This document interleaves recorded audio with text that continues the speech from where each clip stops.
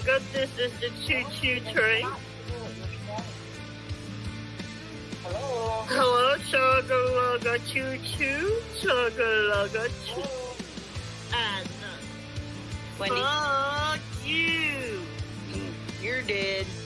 Wendy, Jack wants you to give him double middle finger. Say fuck you, and then say you're dead. Fuck you. You're dead. What about DeRosa? Roaster can go suck my dick. Oh, David Watts, go fuck yourself, David Watts. Go eat your own cock, you fucking dog, fucking bitch. Fuck you. You can't even get no pussy, you jackass. You know what, Wolfie? Go suck a cock, you bitch. And Howard, I will fuck you any day of the week, bitch.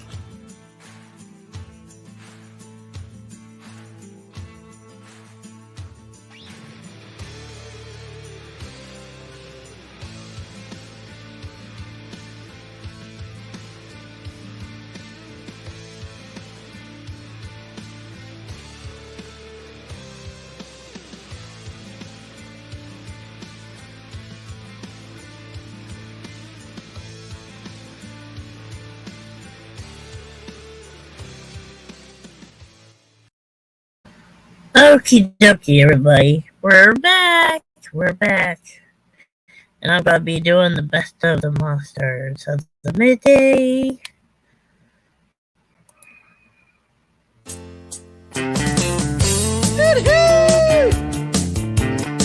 Hey, excuse me, sir, where's the bathroom? Yeah, I had a few beers here today.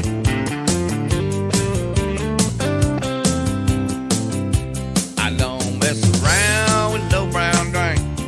Might as well pour it in the kitchen sink.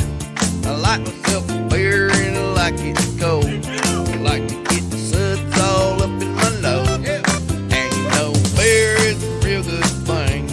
Makes you wanna holler, makes you wanna sing. And I can tell you're a party crowd. But if you like beer, sing it loud. Damn, I love my beer. Let it flow like water. I love my beer. Just like old Ben Franklin said, he said, beer is proof that the good Lord loves us, and he wants us all to be, yeah, he wants us all to be happy.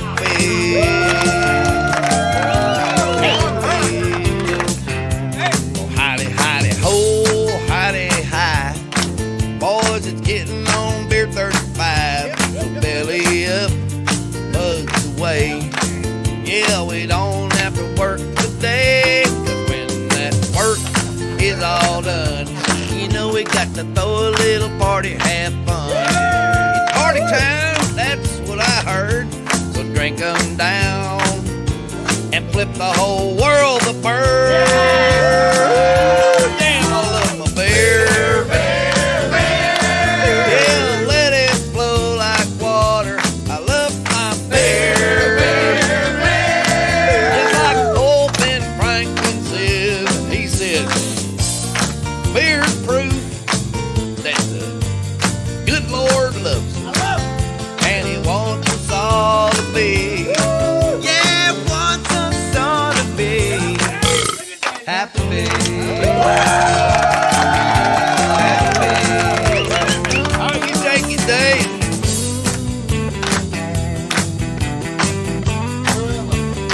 Reach down and get it, son.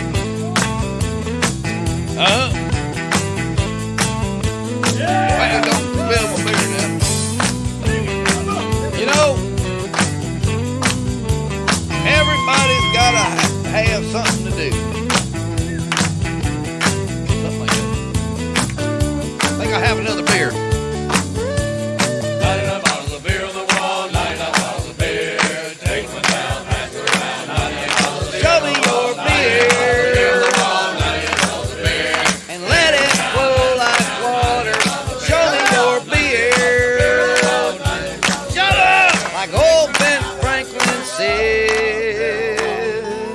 said, woo! Beer is proof that the good Lord loves us, and He wants us all to be. Yeah, He wants us all to be.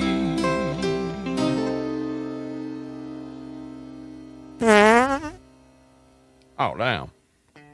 Happy.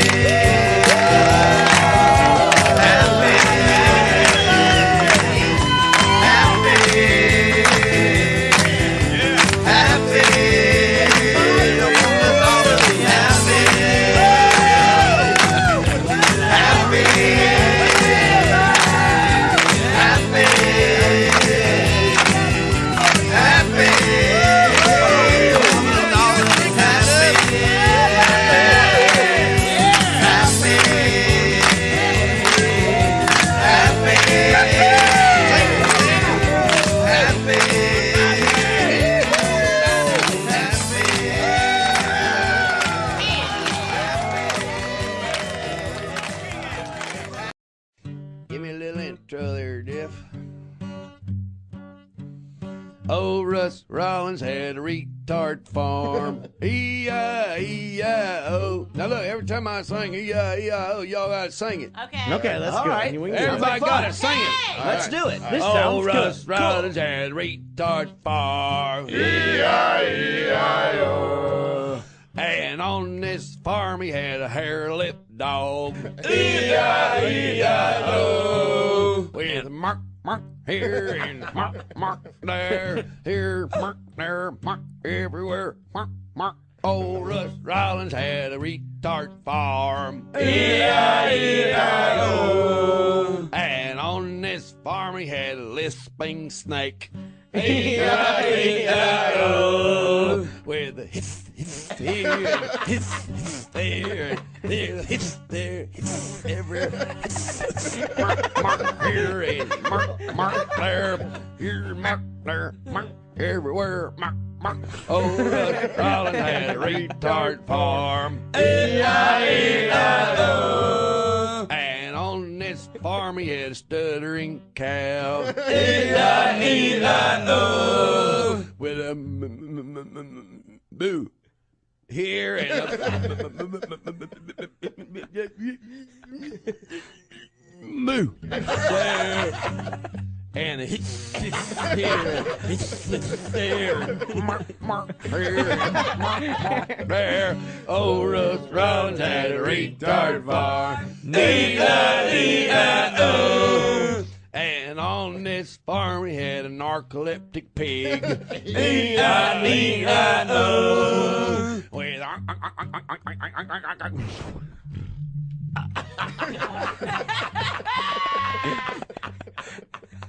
He fell asleep. and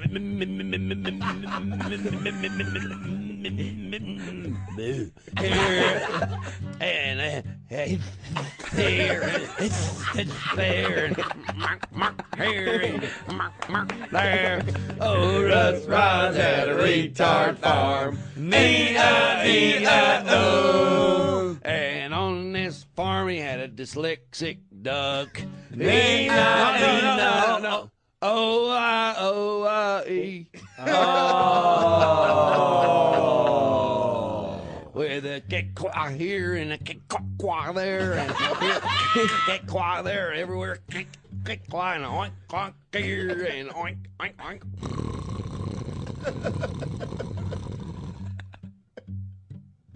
And a moo-moo here and a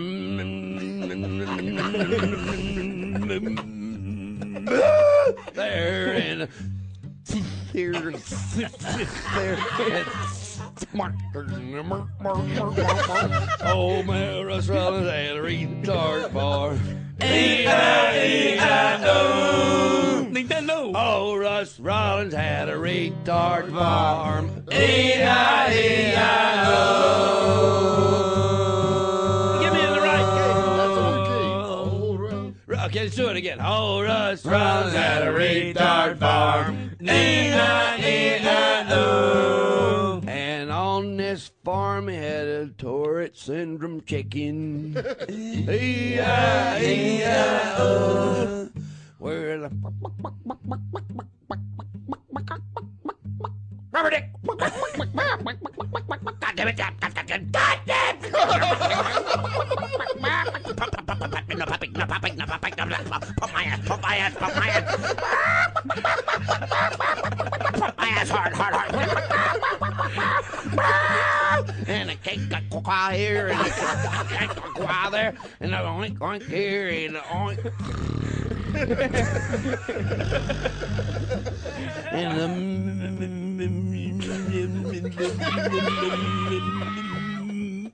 moo here, and he's there. Here and there. Oh, Rush rides at a retard farm.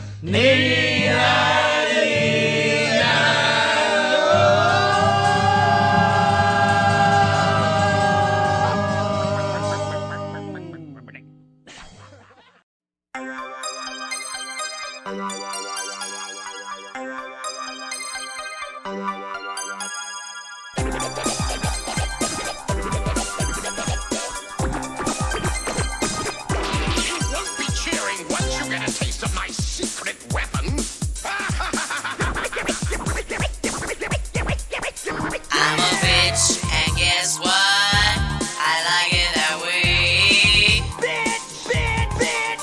I'm a blonde-headed nightmare with plenty to say. I'm a 6-foot skunk patch, a superhero skank. I eat broken glass for breakfast and drive to work in a tank. Kick your ass. Come When on, other people drink coffee, I drink gasoline. I'm a big She-Hulk busting out of my jeans. Baby, let me be your Monster bitch, come and give it to me. monster bitch, Say it one more time. monster bitch. I'm your monster bitch.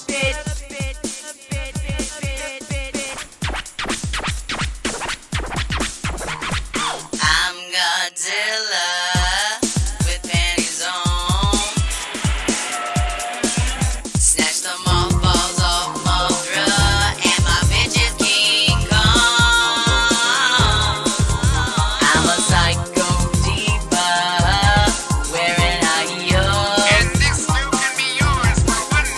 I'm a street walking, smack talking, Cruella de Vil. When I sign my name, I sign 666. That's the mark of the bitch, and this bitch hates it. Baby, let me be your Monster bitch, come and give it to me. monster bitch, Say it one more time. monster bitch. I'm your mom. I was Rosemary's Baby, but now I'm grown. Kick the devil out of hell, and I made it my own. I'm Barbie with Ken sliced up in the trunk. There's a party at the Dream House. Let's get drunk. Sugar, no spice, no everything nice. Heard of Michael Myers? Well, I stole his knife. Creeping in your dreams, just like my name is Freddy. I'm a monster bitch, and y'all motherfuckers ready.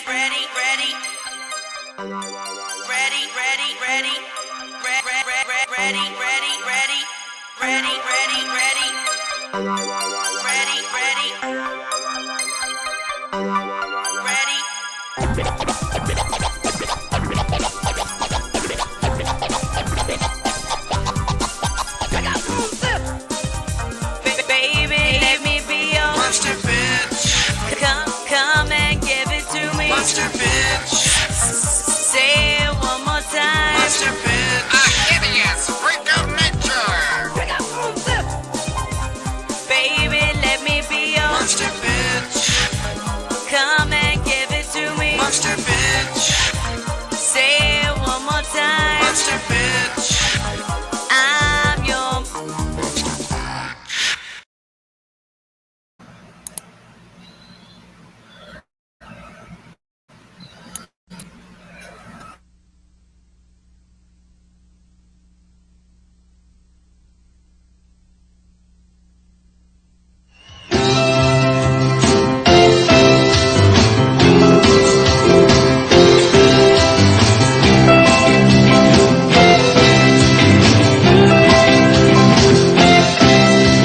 Savannah, when I met you, you smell like a Pop-Tart. Brother, when I met you, you smelled like a fart. And I knew from the start, we would never dead apart.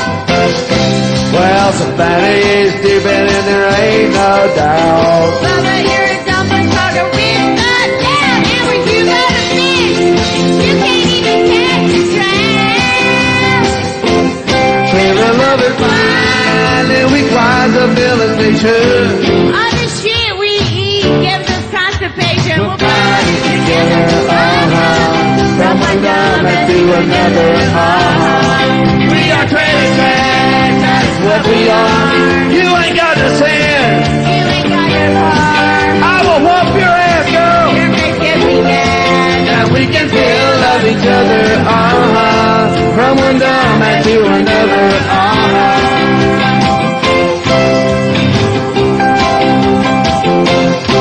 Well, Savannah's got a butt crack, we could bungee jump it. If all of life murdered was its own damn can, and she was never home, 'cause she was always out with other men.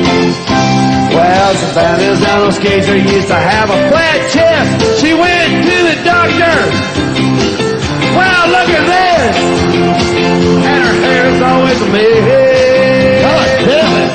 Trailer love is fine, and we grind the ability too. All the shit we eat gives us constipation. We'll body together, From one dumbass to another, We are trailer trash, that's what we are. You ain't got no hairspray. You ain't worth the fuck. I will whoop your ass.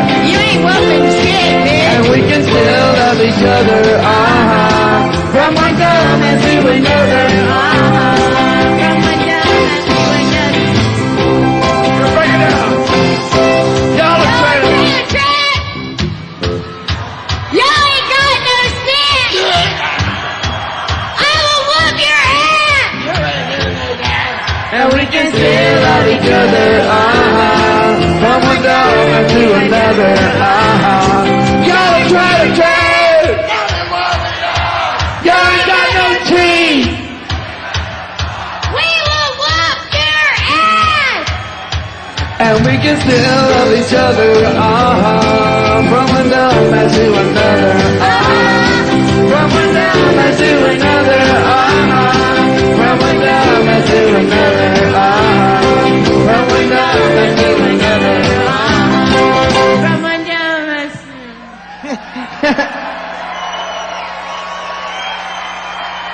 Let's just let that simmer a minute right there. Hey, I'm good, dude. It's a simple mistake. Did hippie chick give you some worm dirt to eat or something? No, I just been drinking beer like you said. We'd like you to get drunker if you could, wouldn't we, folks? Hey, can y'all hear me out there? What? I don't think they can hear me, Mr. Soundman. Okay, It's her solo can you part. hear this? Bubba's upstairs. I don't think they heard me. I swear to God, I'll take my teeth out and foam at you. I don't want you to throw your teeth at me. Can we just finish the song? Go ahead, there's your key. That's what they want. Yeah. Wait, I'm not ready. I hope your balls don't fall out of that. From one dumbass to another.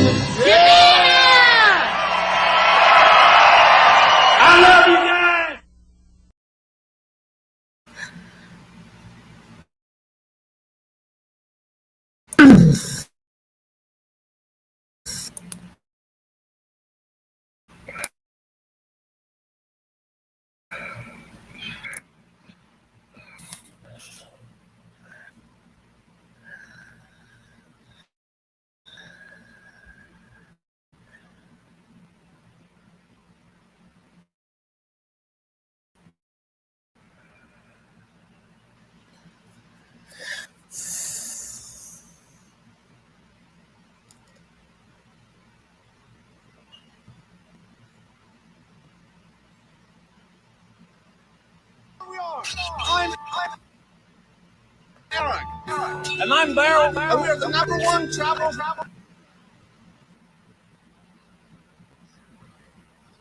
bloggers of the medieval days.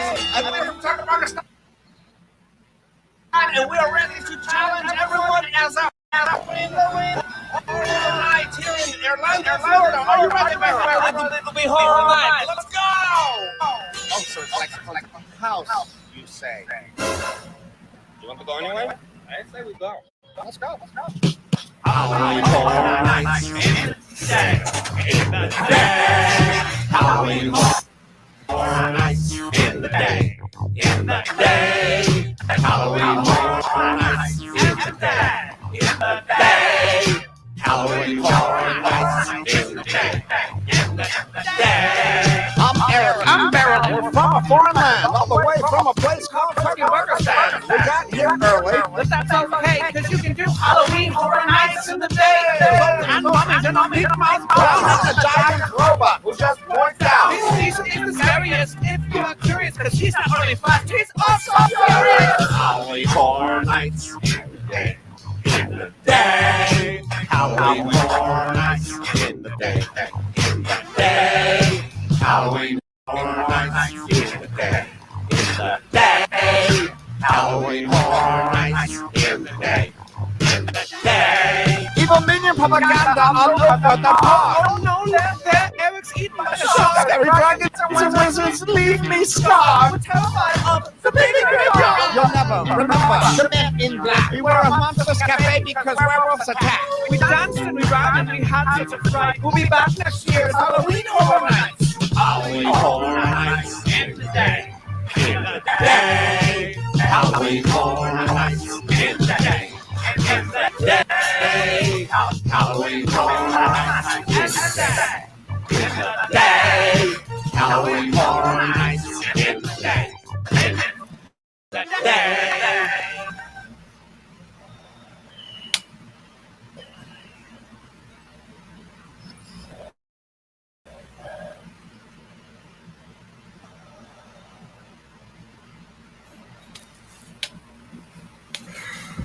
Christian Walker asked his father to stop lying. He also claims the family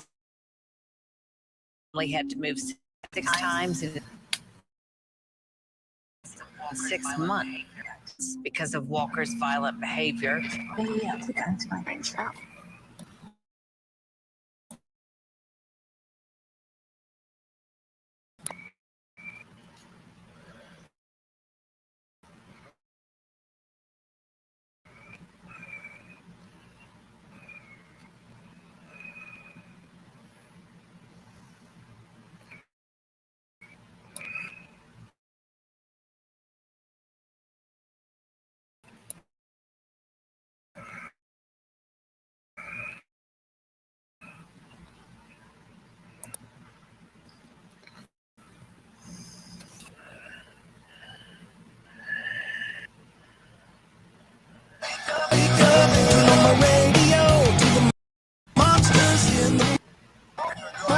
I feel ridiculous, yes.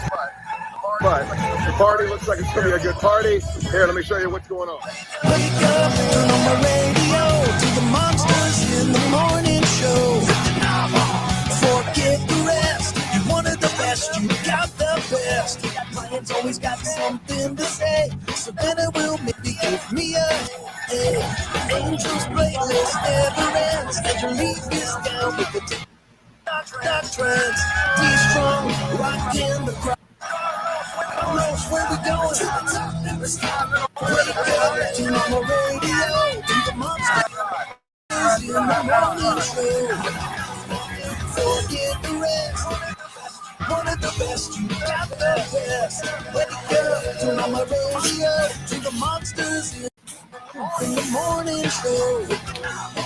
Forget the rest. You wanted the best, you got the best.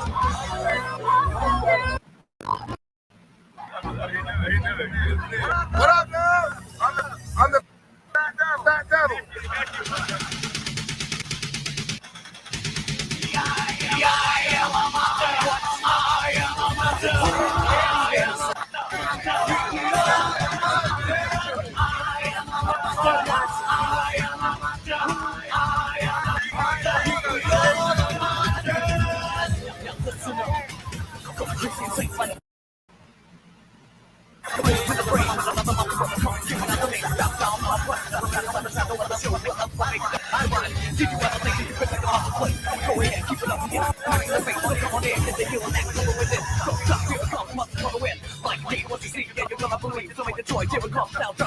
Just another brother who came to Monster Family. I am a monster. I am a monster. I am a monster.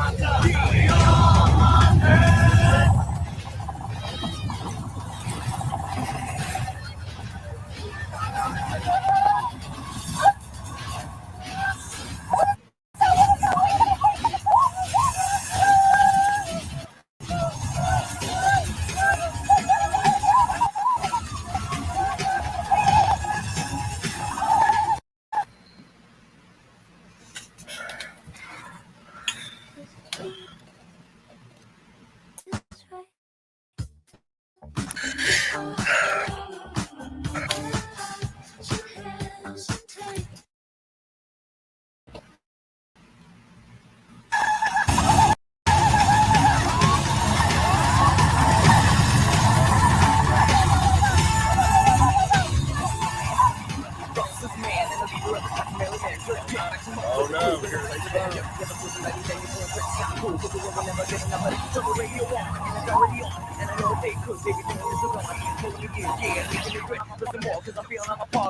No show's ever done this to me before. And I know I'm not alone when I'm looking out my door. Everybody's gathered around, everybody's getting down. Monsters on this town.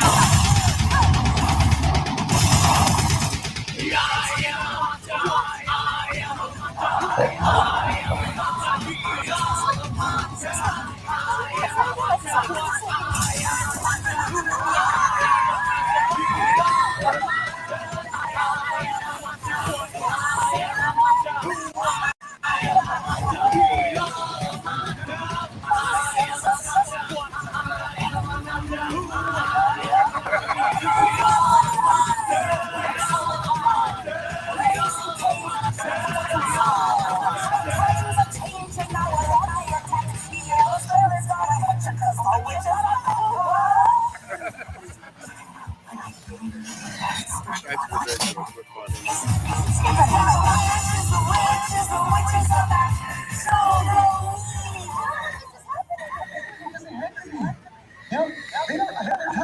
And they were not under this honor. I think I'm stubborn. Teenagers are fast. Not me about a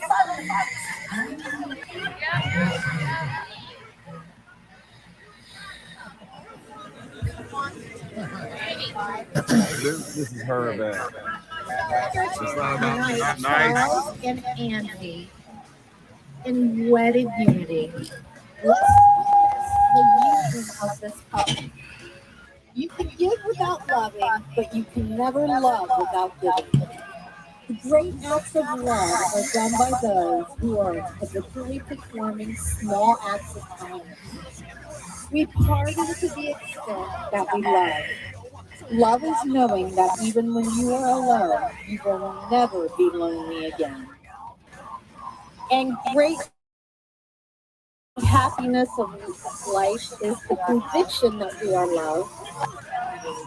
Love for ourselves, and even love despite ourselves. Charles Reed.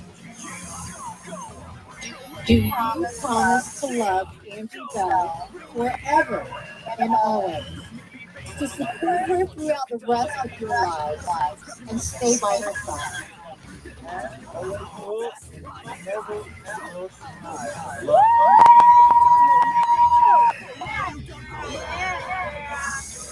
Do you, Andrew Bell, promise to love Charles Reed forever and always? To support him throughout the rest of your lives and stay by his side?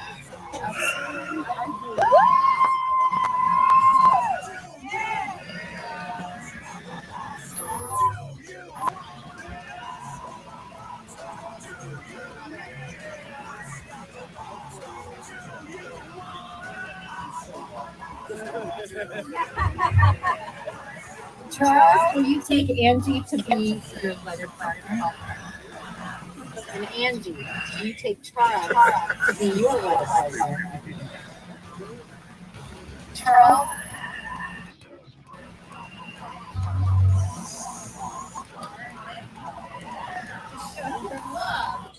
And become married by the power vested unto me by the Universal Life Church Ministry.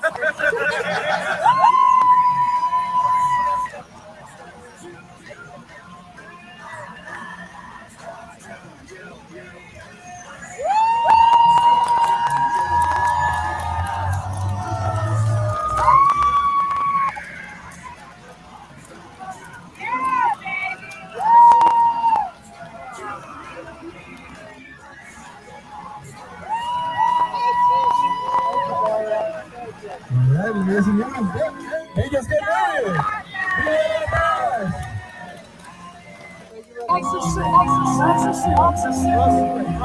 Right there, right song. They're gonna play their first song. It's your album.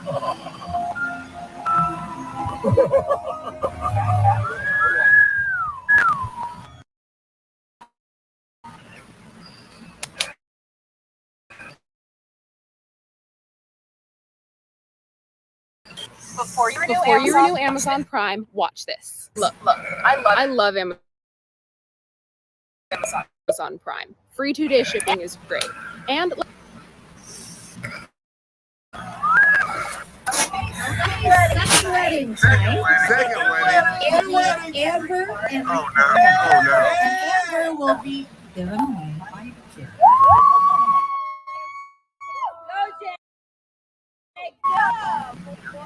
You're kidding me, right? Look at Jake. Let's go back. Come on. This is the most in the morning. 1, 2, 3, go. Oh my God.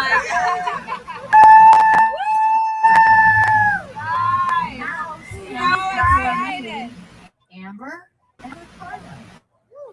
After 10 years, Ridley. we are gathered here to unite Ricardo and Amber in wedding melody. Let's witness the union of this couple together. Give without loving, but you can never love without giving. The great acts of love are done by those who are habitually performing small acts of kindness. We pardon to the extent that we love. Love is knowing that even when you are alone, you will never be alone again. And great happiness of life is the conviction that we are loved. Love for ourselves and even love despite ourselves. Ricardo, do you promise to love Amber forever I gotta think and about that. always to support her throughout the rest of your lives and stay by her side? Look at that girl. Woo!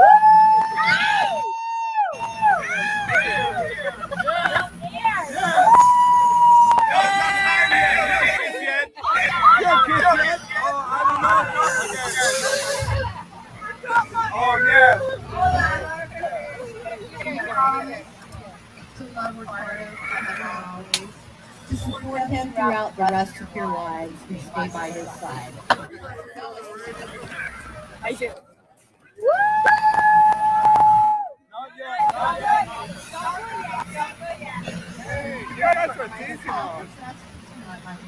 Universal Life Church Ministries in the state of Florida. I will not pronounce you. We wish you may now share a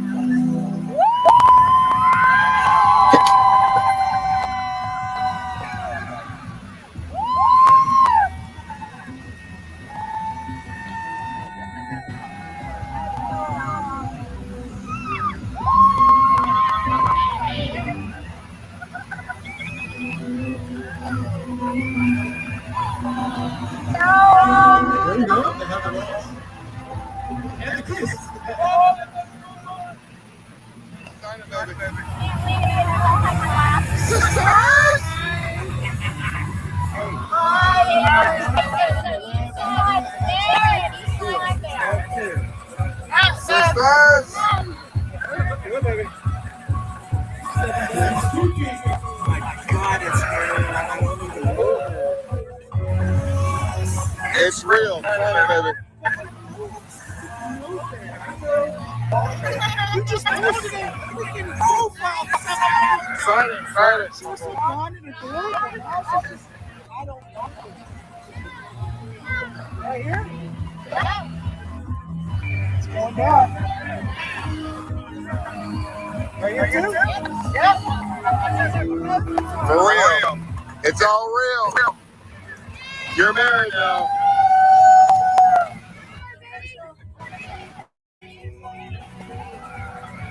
I was saying Russ back in the day, and I'll never forget this thing he'd say. He would never say goodbye every time he'd walk away.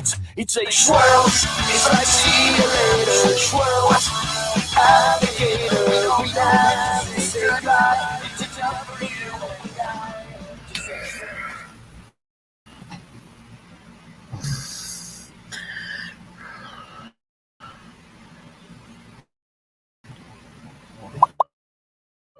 Quad boobs out of control?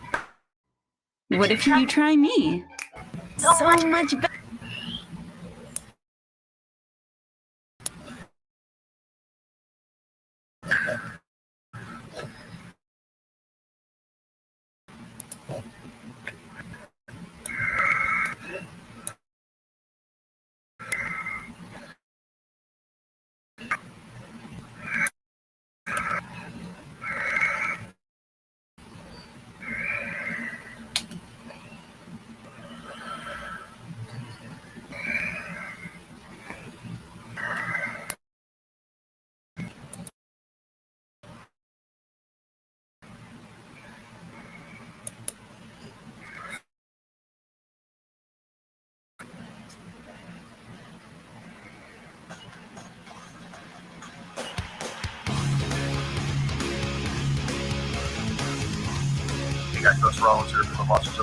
Hey guys, Russ Rollins here from the Monsters of Indy Real Radio Studio.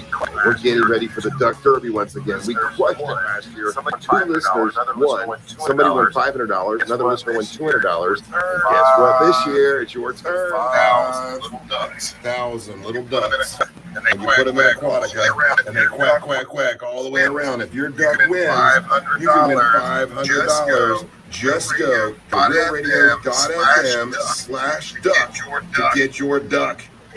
Hey, please join our team at Real Radio, okay? I'm on there. You'll see me there. And for $5, you get one duckling. For $20, you get a quack pack, 6 ducks. You get for $50, you can get a quacker's dozen, which is 12. And then I got the golden flock for $100. 24 shots, 24 ducks, and it all goes for a good cause. It's for One Hope United. So get your ducks today, and let's beat all the other radio stations like we did last year. And maybe you will win $500 or $200, or just feel great for giving to One Hope United. Thanks, guys.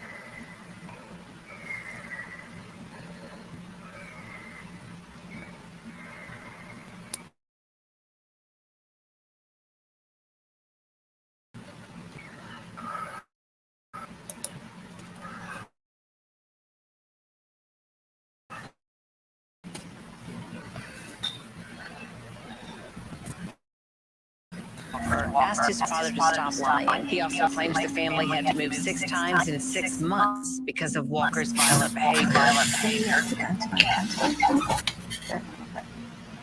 Who's gonna pull my brains out?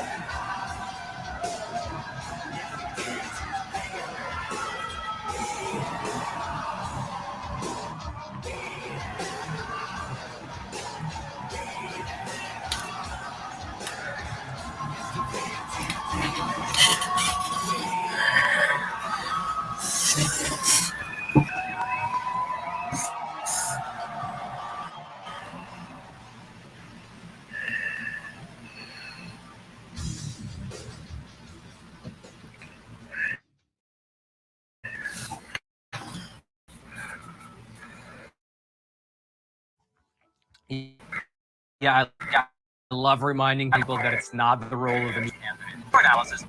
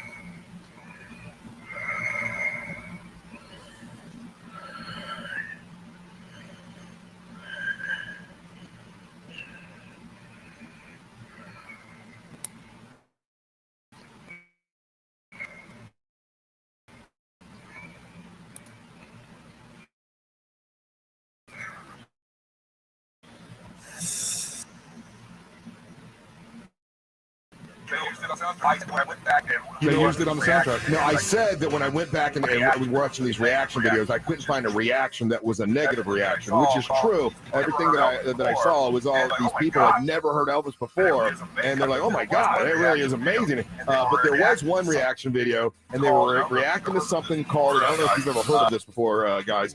It was the Chaos in College Park, and it was really bad. This was when Elvis had lost his mind, right? And this was in 1974, and I guess there was a lot of stuff in the news about him being on drugs and all this kind of stuff. Oh, that audio is absolutely fantastic. Hold on, I gotta find that for you. I totally forgot about that. He's on stage at College Park, and he starts to defend himself, explaining his losing, right? And he's like, listen, the people you don't want to believe the stupid news. The stupid news is lying. And he's like, listen, I am a DEA agent. I am a fifth degree black belt. And someone starts laughing. He goes, "Who's laughing out there? I'll kick your ass." And he's like, "Hey, mama, won't you hush up and take a handkerchief?" And he gives her a handkerchief and goes, "Oh, you're a grandma? Oh, most grandmas are old and wrinkly. You look pretty fine, baby." and he's like, he's losing it there. Yeah. It's when he had lost it. It was right after he went up to the White House and demanded to be a DA. I want to be President Nixon, make me a DEA agent. And President Nixon did it because he's like, "Well, that's Elvis. Listen, maybe if kids think I'm cool with Elvis, maybe they'll vote for me. You help me politically." And at that time, Elvis wasn't cool, But it's called The Chaos in College Park, and it was so. It was a guy, getting on stage, defending himself, and every word he's saying, you know he's lying because he's on drugs. He's, "I've never had a drug." He said, "I don't ever drink booze. I don't ever drink booze. I never take drugs. I have to be straight because I'm a DEA agent." and it's like, Elvis, just sing Suspicious Minds. I'm caught on a trail. Yeah. Walk out. Oh, it's because I am a DEA agent. And do you remember when he was, wanting to be a black belt in karate or whatever? Judo. And it was karate. And they show him like working out with these guys, right? And they're just letting him. Of course. He owned it. He owned his doctors. That's the reason he got all the pills he wanted. Whoever was teaching him karate, he paid them. So he got his he was in this rarefied air where he had so much money. He was such a big star. He could get and do anything he wanted, which obviously was his demise. I mean, he died at 43 years old.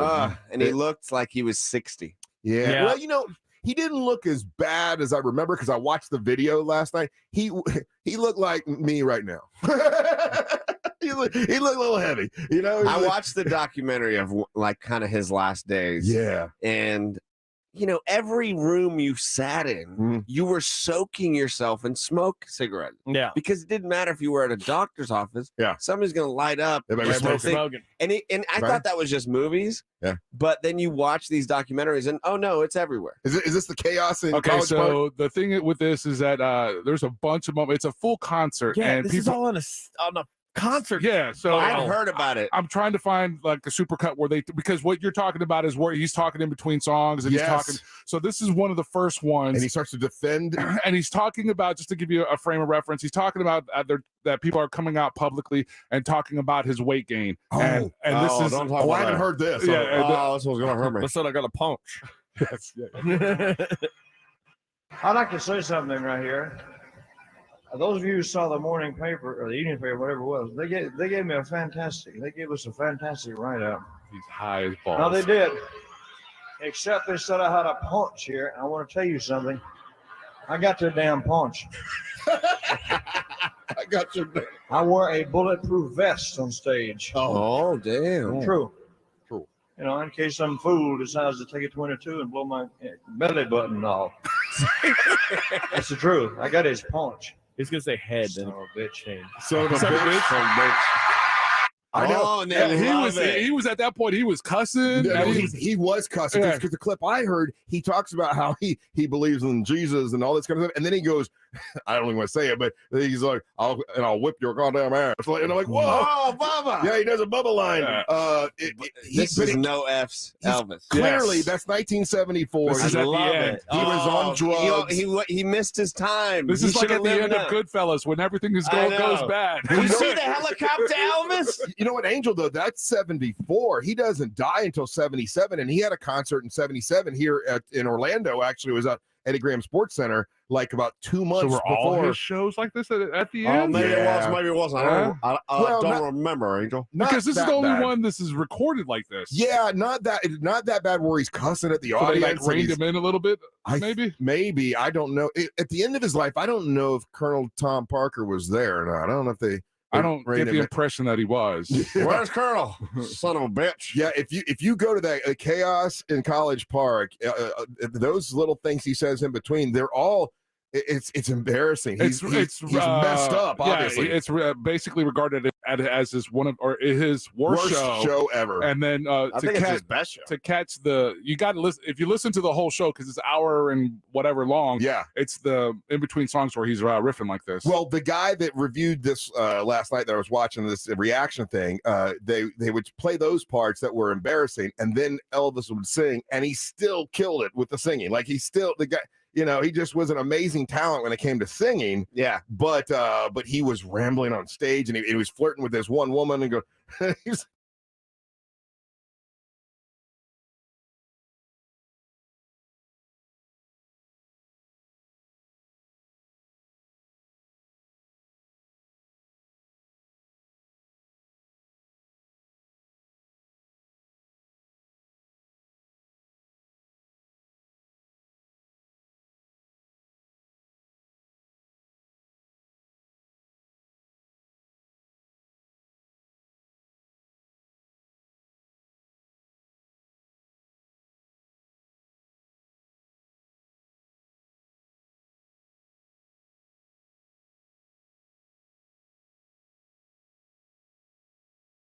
Okay, grandmas are usually old, wrinkly, and ugly. You're pretty fine, baby. You're smoking hot. And he's You wanna cursed. roll with the king. And I think he even said the T word for boobies. Awesome. Let me see your T's. I'm like, Whoa, wow. really? I'm like, Elvis. Yeah, that was a big horn dog. He was. But he probably couldn't get it up at the end.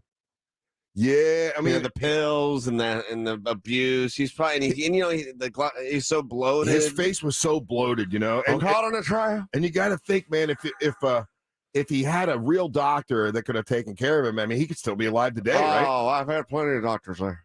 Good ones and bad ones. He straight up cusses somebody out, tells them F off. And you can't play that no, one, right? No. And then hold on. There's one where he addresses his drug use. Hold on. Let me see. Okay, this is the one where he said, I don't do Quaalude tonight. He said, I don't do drugs. I've never even drank booze. Booze. Let's call it booze again. He said, my body is a temple, something like that. I'm like, Elvis, come on, man. Oh, I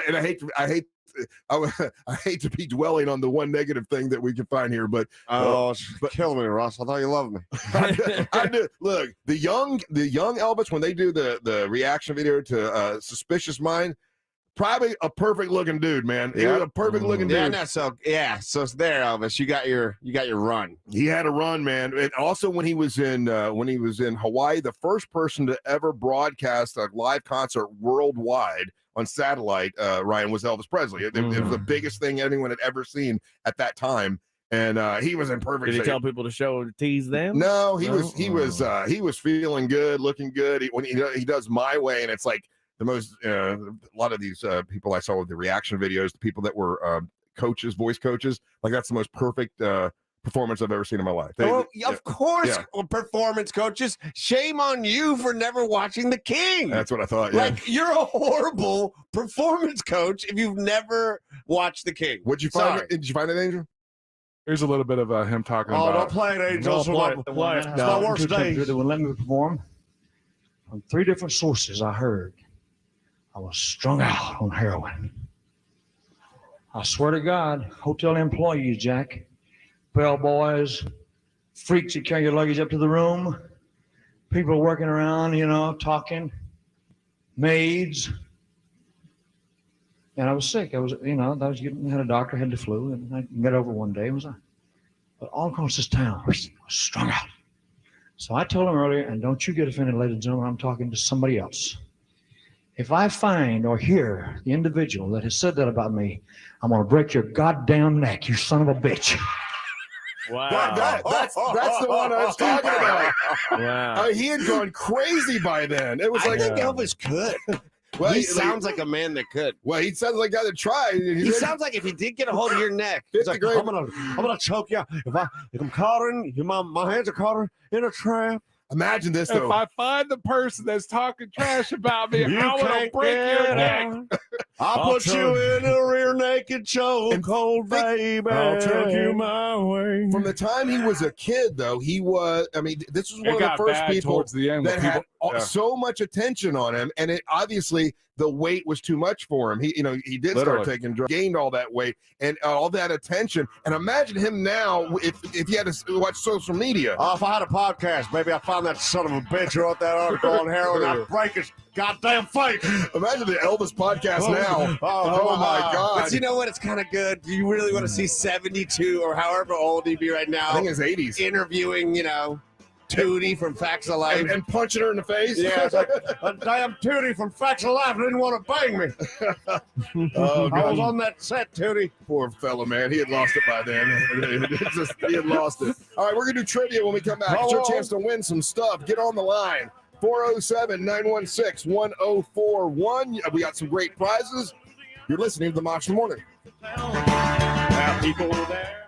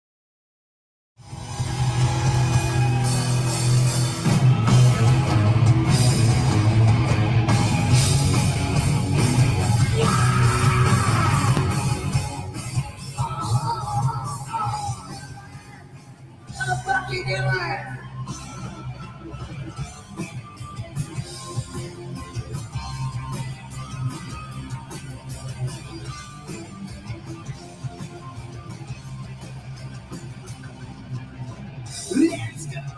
Concentrate. We are pushing down, feeling on. Red up my Chevy. Gonna pay for the life. When we get split out now. I'm going back to the time I was young.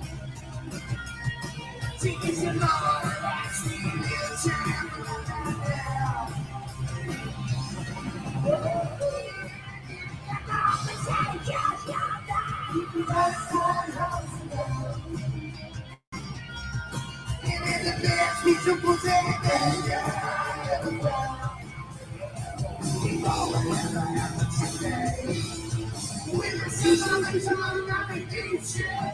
So fed off I can taste it. Bury myself with the slip of the tongue. When the sun's on my nature, so fed off I can taste it. Bury myself with the slip of the tongue.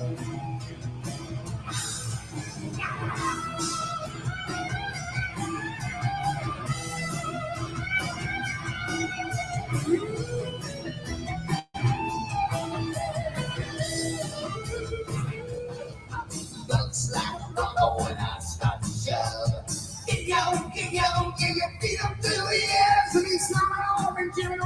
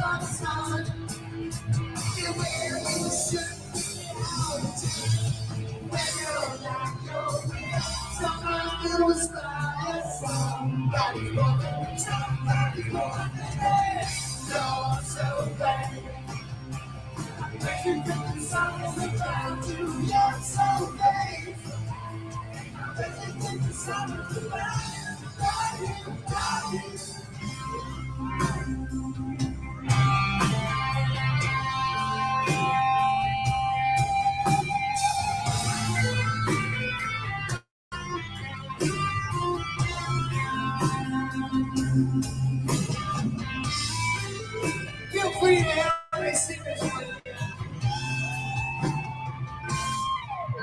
It's a little past summertime. I'm still out on the bottom course, sitting on my behind, waiting for you. Wondering if everything was alright. Mama said, come in, boy, don't waste your time. I said, I got time. We'll be here soon. I was 5 years old and talking to myself. Where were you? Where'd you go? Daddy, can you tell? I'm not trying to fake it, and I ain't the one to blame. No, there's no one home in my house to play. And I get around these pages, and my shit's been rearranged. No, there's no one home in my house. 20 guitars.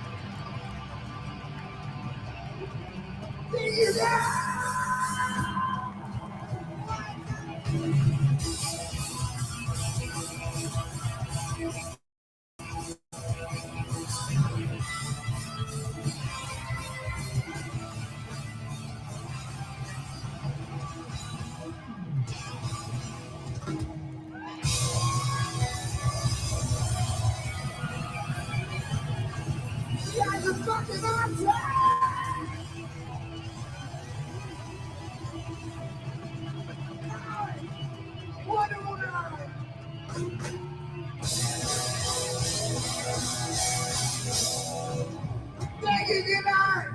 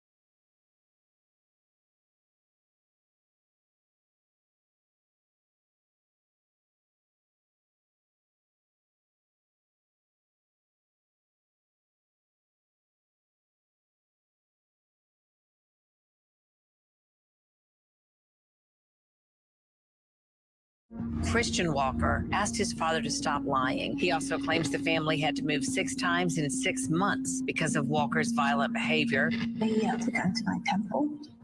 That he was going to blow my brains out. If you don't have a strong website, you're toast. So I turned to web.com to get me out of a jam.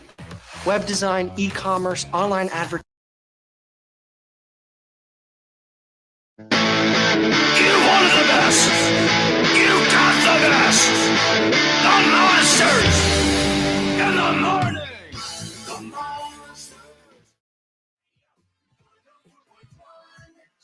just can't stop.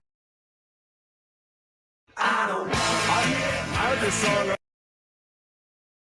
I was somewhere and I heard it out in public. I'm like, oh, okay, this is really taking fire. Yeah. This is the new Def Leppard. New Def Leppard. It's called Kick. The album drops on May 27th. I thought this was the Peacemaker song. No. I thought this whole time I'm sitting there, I'm like, oh, the Peacemaker song's taking off. I thought I was just about to be like, oh, damn. What was that band? Wigwam. That's what it is. Does this not sound similar? Yeah, it does. It was same genre, kind of, you know.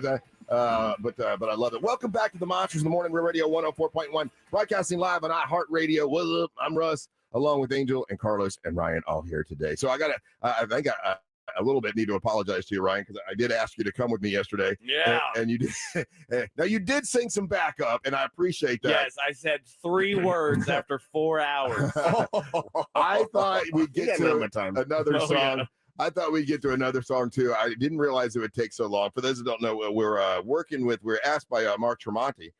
He's got this new fundraising event that he's doing. It's Tremonti Sings Sinatra, and it's to raise money for kids with Down syndrome. And he's wanting to raise $100 million, which, man, that's a lofty goal. Hey, you gotta have big goals. The guy's achieved some big things, so why not? I figure he would know, right? Yeah. And one of the things he wants to do is to start challenging, and he's starting with us, but start challenging morning shows to see if they could, step outside of the box, and sing a song that that you really want to sing, something that you even if you don't think you can sing, give it a shot and try to do your best, kind of a thing. And so I'm like, okay, that sounds like fun. We'll do it.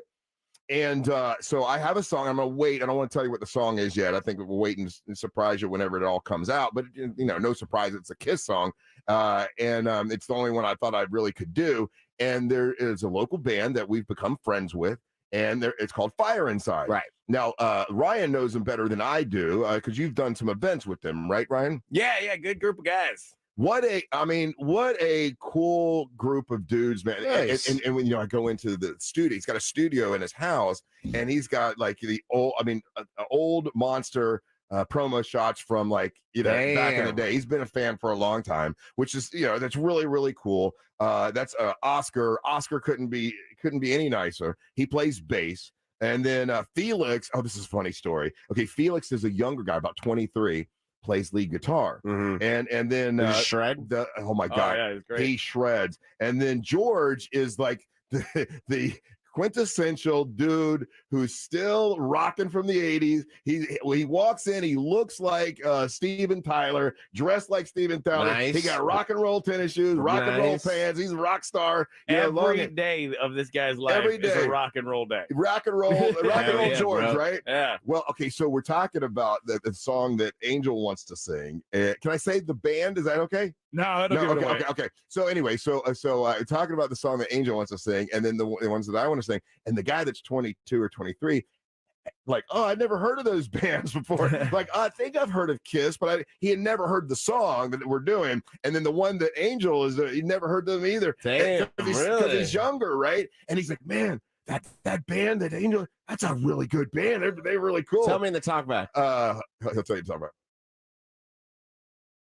Wow. So to him, and with Kiss, he's like, I think I've heard "Lick It Up" and "Rock and Roll All Night," but the one that we're doing, he had never heard. And he's like, man, that's really good stuff. He's like, I'm gonna listen some more. And he played it. I mean, okay, so we go to lunch, Ryan and I. Ryan comes with me, and I do thank you, and I'm sorry there wasn't anything for you to do. But we go in the studio. 4 hours out of my day. You were his muse. Yeah. We go in the studio, and you would think, right? I've been singing these songs my entire life. Well, I'm nervous because I'm so scared. Oh, he was a nervous little wreck. Sweating? Yeah, Sweating? Sweating. It was hot as hell in No, there. it was not. It wasn't? No. I thought it was hot in there. But you were sweating like a banshee I right off was the bat. sweating my ass off, yeah. buddy? So He was nervous. He was like, it's outside of my wheelhouse. I don't know, guys. And of I don't course, sing. It's Oscar and Felix, and George wasn't there yet, but they're good musicians. Right, this is what they do. Yeah, they're really so good he's musicians. intimidated. Yes. And you know what the hard part was? Okay, so believe it or not, this is so stupid. I had to have the lyrics in front of you my. didn't know the damn words to I the know song the that has been words. singing for 40 years, Carlos. I would need the lyrics. It makes no sense. I know. I'm I sitting get there. it. I get I'm that. holding this piece of paper and I'm gripping on it Oh, because but you were sad, nervous for us, huh? yeah, these guys are professional musicians, right? And they're looking at me and like You're MC Sandwich. they gotta tell me when to come in, right? Okay, and they're counting 1, 2. Oh, Now yeah. go, and you gotta do it right.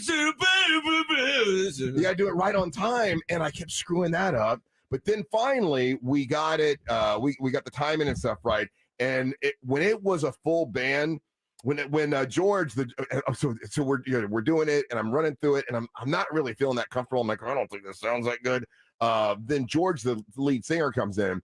And he's couldn't have been a nicer guy. And he's like, oh, you got to sing it from here and go up on this part and down on this part. And It was actually super inspirational. oh my God, it was so cool. And then he's like, I'm gonna play drums and we're gonna do it now. And when he gave me the hints or the tips or whatever, and it kicked in as a band.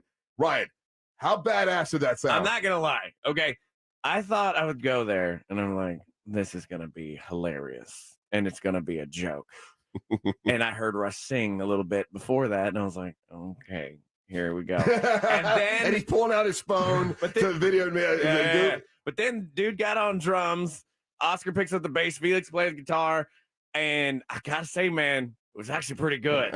I was surprised. I was playing on my, I'm on my phone, barely paying attention, and it kicks in, and I would go, what the, like it was really like that kind of moment. Yeah. And it was legit good. Thank you. I appreciate it. And then Ryan sang some backup. What we had to do was we'd sing it, and then you go back and record that, and then you go back and do it again to make it thicker. Sure. And then we went back, and then Ryan and George, the lead singer, did like higher notes that I cannot do. Behind me, and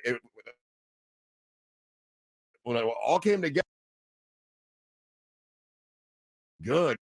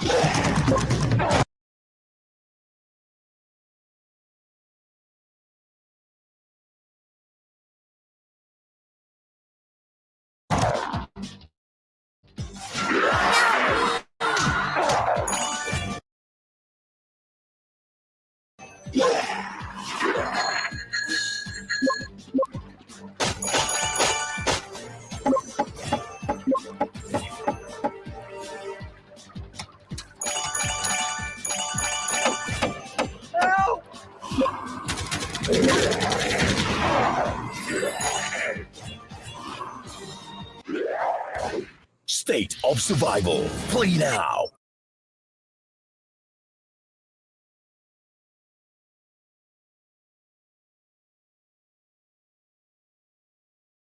And what they're doing is they're going to take this song and they're going to give it to a producer that works for Dr. Phillips. He's like he actually works for Dr. Phillips, and he was in the band Molly Hatchet. And he works there. So they're going to kind So of. he's in the medical profession? No, Dr. I'm Phillips. just kidding. Yeah. He does the sound for Dr. Phillips. Scalpel, hatchet. I don't know much about music, but I will look and see if this tape is ill. So to Once really I get that look at this tuber, I will get back to you about the drum solo. to really pump it up and make it sound, really good. But I had to perform it or sing it or whatever. God, what was it? 15 times Easily, live, yeah. and then we recorded. And Well, because we had to loosen Russ up. That was part of the process of playing it live a bunch, because it's always something too. And when you're performing, you'll get a mental block. Like what was happening was I was really nervous. The counting in part was actually the most difficult part of the whole thing. We that part to go out, and he was super tense. Right. So after we ran it through like 3 or 4 times, he was able to okay, now we can record and it. also get new pieces of paper because he was sweating. The paper would Oh, just yeah, it was dissolve. so crumpled. I wish I kept the paper because I was squeezing because I was embarrassed and I kept screwing up in front of these Rusty, guys because they're professionals. But my throat hurt so bad afterwards, and I was talking sweating for 5 hours sweating. and growl singing for 4. Yeah. But is it death metal style? Like no, it sounds for him to do the song, he's got to go almost an octave lower. Yeah. So it's going to take more like vocal energy from your vocal cords to do it. So it's a little more straining than just your average like talking. Yeah, but these guys, once again, it's Fire Inside.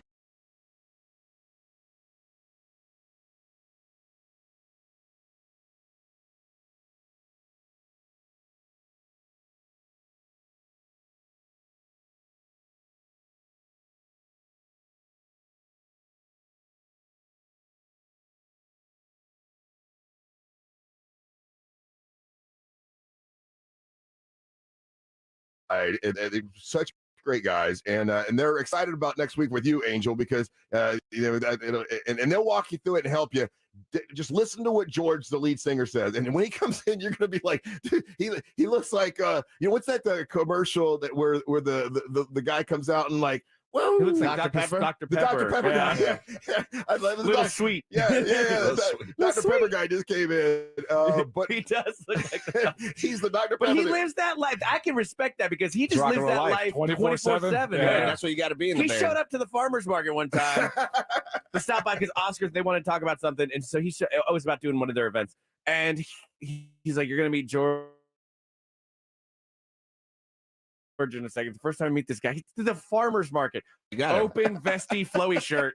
I think scarf. I want to say scarf, big metal necklaces and stuff. Yeah. And Oscar's like, you'll know when you see him. And I spotted this dude from across the damn Good. field. That's awesome. But it could not have been a more, I thought he was going to be like, oh yeah, like I'm a singer. What's this goofball trying to sing for? Yeah. But MC Sandwich. He was just as helpful and as nice as and I did feel bad because I kept looking around and Ryan's just standing there, watching in the heat because I didn't know it'd take that long, but it bring earplugs. It turned out better than I thought it was going to turn out. Like I can't wait to have people hear it. I mean, it's going to be really cool. So yeah, so I'm so jealous of that little studio Oscar has right there. Like I was just looking around like I want this in my house so bad.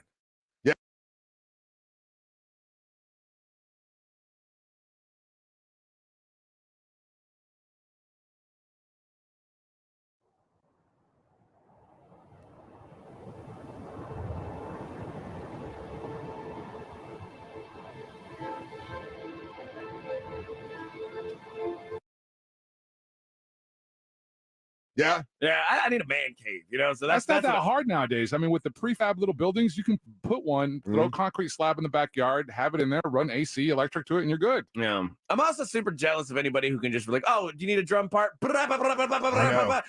And the drums is one thing I cannot do. He just got behind the drums and he's I'll play like the it was nothing.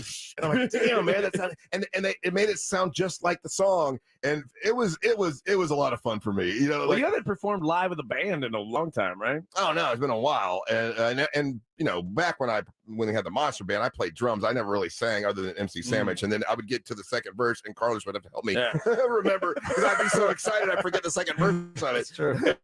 It's funny to see him eventually open up though, because he from the start. I have the video. I haven't put anything together yet, but he's very tense. He's holding the paper. He's barely moving, and then by the end of it, rock size. He's doing all the things. Oh yeah, because they were really pounding it out. It was really cool. And so I'm like getting into it, and it was you were getting into the moment, man. Dude, Angel, you're gonna have fun. It's a lot of fun. These couldn't be nicer guys. It's Fire Inside is the band. They really want to help. Their thing is, huge fans of the show. And so then we were talking about re-recording like a version of the Beer song that's kind of updated and everything. And Oscar's like, listen. Well, that's the holy grail. Like I don't want the fans to be upset. We got to give this, we got to. What was he saying? Like we got to make sure it's. He wants to do it proper. It's due because the Beer song is. I mean, it's 25-year-old song. Yeah. Everybody knows it who listens to the show, so it's ingrained in people's heads and hearts. I would say exactly, and he knows that. And he's a fan, and he's like, I want the fans to dig it. I don't want them to be mad at me for re-recording it. And I said, no, I'm asking you to do an updated version. I think it'd be fun. I think it'd be kind of cool. And I said, you guys could play it at your gigs. He's like, you'll let me play the Beer song at my gigs? I'm like, yeah, man. I think it'd be awesome. People get a kick out of it. And so they're working on that now. And we're kind of, and that was what I thought you were going to do, is lay down some of the vocals for that, but we didn't have time with all the stuff we were doing. No, big Rockstar Russ taking up all the studio time. It's his boot time. I'm just back here like Ringo doing nothing. And Carly, she'll get a kick out of this. They had a guy there who that's his job, is he does video commercials and all that kind of stuff. So we had a green screen, so they were filming us, and they had one of those cameras that go all the way around. Yeah, kind of situation. 360 camera. 360 camera. Oh, nice. So we could do, when we do put it out, we'll have a video to go along with it. Yeah, man, they're doing a lot of work. I appreciate it. I talked to Dale Torborg afterwards and told him what we were doing. He's like, oh my God, I got to call Mark Tremonti and tell him. He's so excited that you guys are even taking time to do this. I said, yeah, I did mine now. And then Angel's doing it next week. And you know what? That sounds like a lot of fun. I've reconsidered. I'm going to do it. That would be great. I would love it if you did. It's fun. Yeah, it sounds like a lot of fun. It is so for me. And here's the key: to do a song that you really like. Yeah. Don't do some song you don't want. A song that you like. I thought about it a little bit more. I'm like, what song would be fun to sing? That would be because there's some things like, I could see Carlos doing that, but and also, what's funny? What? It's not really funny. I just saw this sweet little video of this little Down syndrome boy with his grandpa. And ironically, his grandpa was singing to him. Yeah. And he was just staring in his eyes. And I was like, man, is this the universe telling me I should do this? Well, I'm glad, because I wanted it to be everybody. So I'm glad you said that. That's good, because I have a song from Savannah. Angelique's going to do one. So I'm glad you're going to do that. And they would love, you will have a blast doing this. Yeah. I don't have a song in mind per se, but like maybe 3 or 4 I'm considering. And it doesn't seem like there needs to be a deadline. That was the other thing. Some other things opened up that I'm like, okay, I have some time. Because as you guys know, it takes time. You really got to carve out some time to do it. We have some time, and they were like, how come you're doing it so fast, Russ? I said, me. When it's on my head, I got to do it now. That makes me feel better about it. Yeah, that makes me feel way better about it. We have until the end of May. And that was the biggest thing, too. Yeah, so we're good. So anyway, thanks again to Fire Inside. You guys are awesome, and I can't wait for this album to come out. It's going to be called Monsters Sing. You wanted the best. You got the best. The monsters.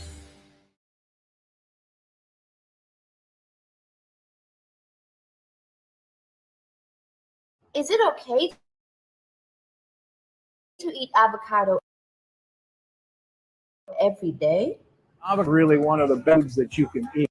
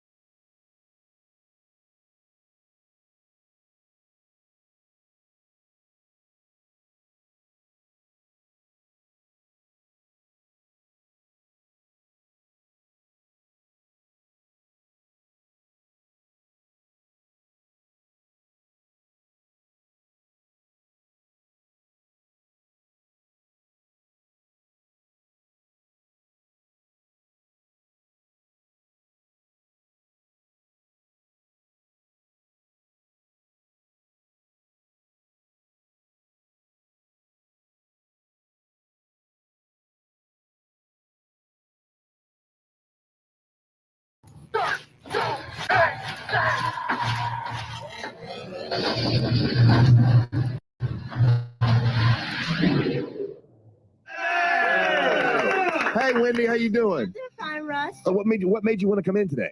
Because Dirty Jim is my truly cool bestest friend I ever had. Oh my God! Now, for people that are just listening, they just tuned in or whatever, and they've never heard you on the air before. I can't imagine that. But to them, tell us a little bit about yourself, Wendy. I'm 22, going to be 23 next month. I like to just like watch TV and just hang around the house, make me something like in the microwave because I'm not really supposed to cook while my parents is gone. You're not? How come? Because when I walk away, I might, burn the house down. Right. And I also went to see Danny and the Juniors, and it was a pretty good concert too. Bubba and Jack used to be in the 50s band. They used to sing those songs. Yeah. At the hop. I like the 50s more than the 60s. Me too. Isn't that nice? Me and Gage painted. I'm going to hang that over my bed where I hanged you up. What is that? Is that an armadillo? Yeah. It's good. Look at that. Wow. I'm going to hang that with Savannah. Yeah, you got to get her to sign it for you. Savannah drew that? Yeah. That's horrible. Not, Bubba. Now remember, if you think of a song you want to hear, you just shout it out. I got a song. Yeah. Okay. All right, here we go. No, what do you want? No, I wrote this song. It's You gotta wait. Okay. Splish splash, I was taking a bath with my rubber ducky. There's a splash in the bubbly tub with my rubber ducky. Yeah. I don't think she wrote that. Oh, hey, listen. Sing. Rubber dub and Rubber dub. Yeah. Jumped out the tub. That's all I know. That's all she knows. Yeah. God, way to make her What? upset. Well, no, she's bigger on Danny and the Juniors. Yeah. I'm a big Danny and the Junior. I like at the hop. At the hop. Oh, you want to hear that? At the Yeah. hop? All right, Dirty Jim was sleeping fine. Hold on, at the hop. Oh. Okay. Sabado, ladies and gentlemen, Wendy.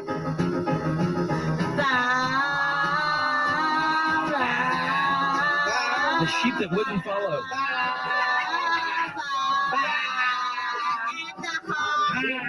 You can rock your roll the summer show at the hop, hop, hop, hop. All right, Wendy. Brother, sister, my chicken at the hop, hop, hop, hop. Need a dance session, at the hop, hop, hop. Let's go to the hop, oh baby. Let's go to the hop, oh baby. Let's go to the hop, oh baby. Let's go to the hop, oh baby. Let's go to the hop with Dirty Jam.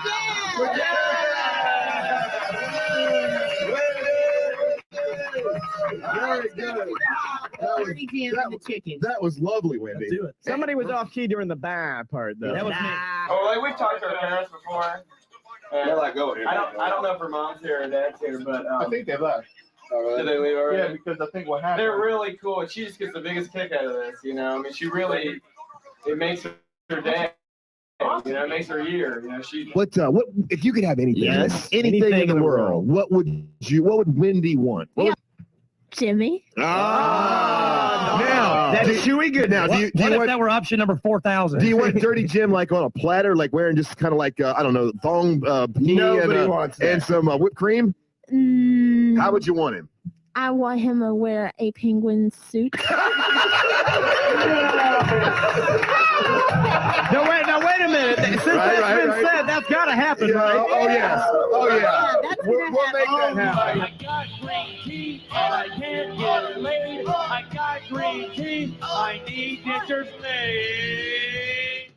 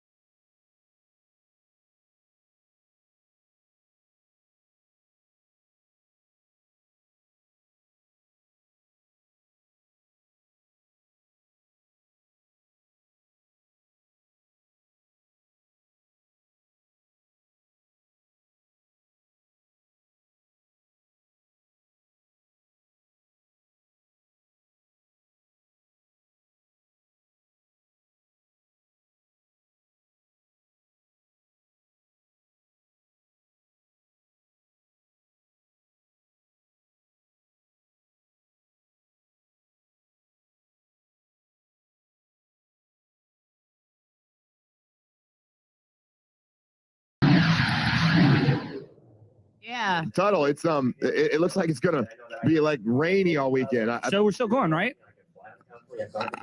I gotta tell Are you, you serious? Look at that outside. Look at it outside. It looks like blood. Does it make any sense to go boating in that? Oh my Well, God.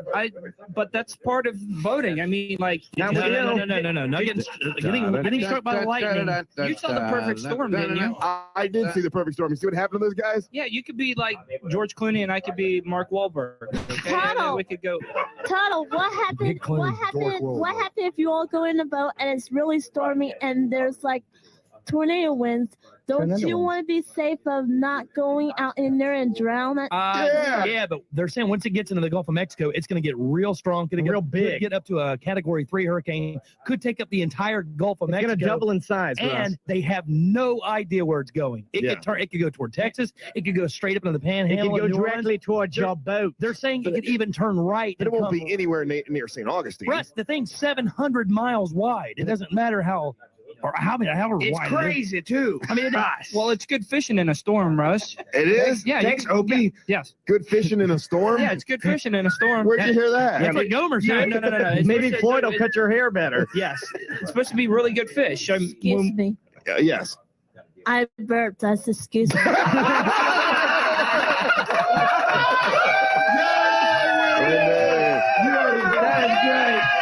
Thank you, Wendy. All right, I appreciate that. Okay, so let's go ahead and bring Dirty Jim. Oh, we're gonna do it now. Yeah. You gotta sing the song. Yeah, let's do it right here. Let's do it. Ready? Yeah. This is for you, Wendy.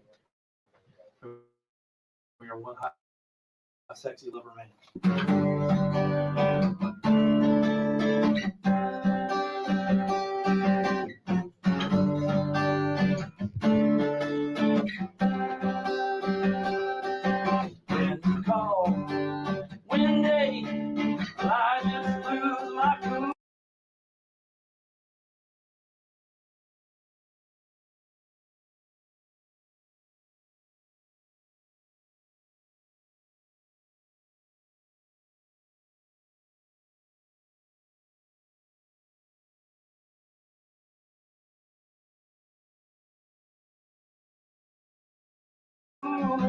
When you call, Wendy, I just start to drool. When you call, Wendy, with that blue dress on.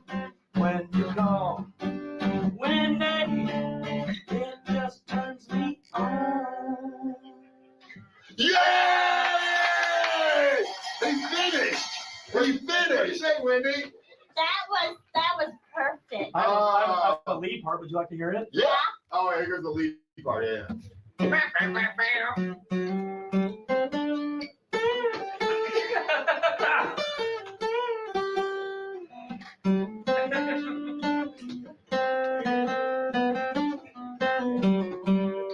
Oh! That's all for you. Pretty cool, huh? Yeah. You want to touch my butt? Maybe.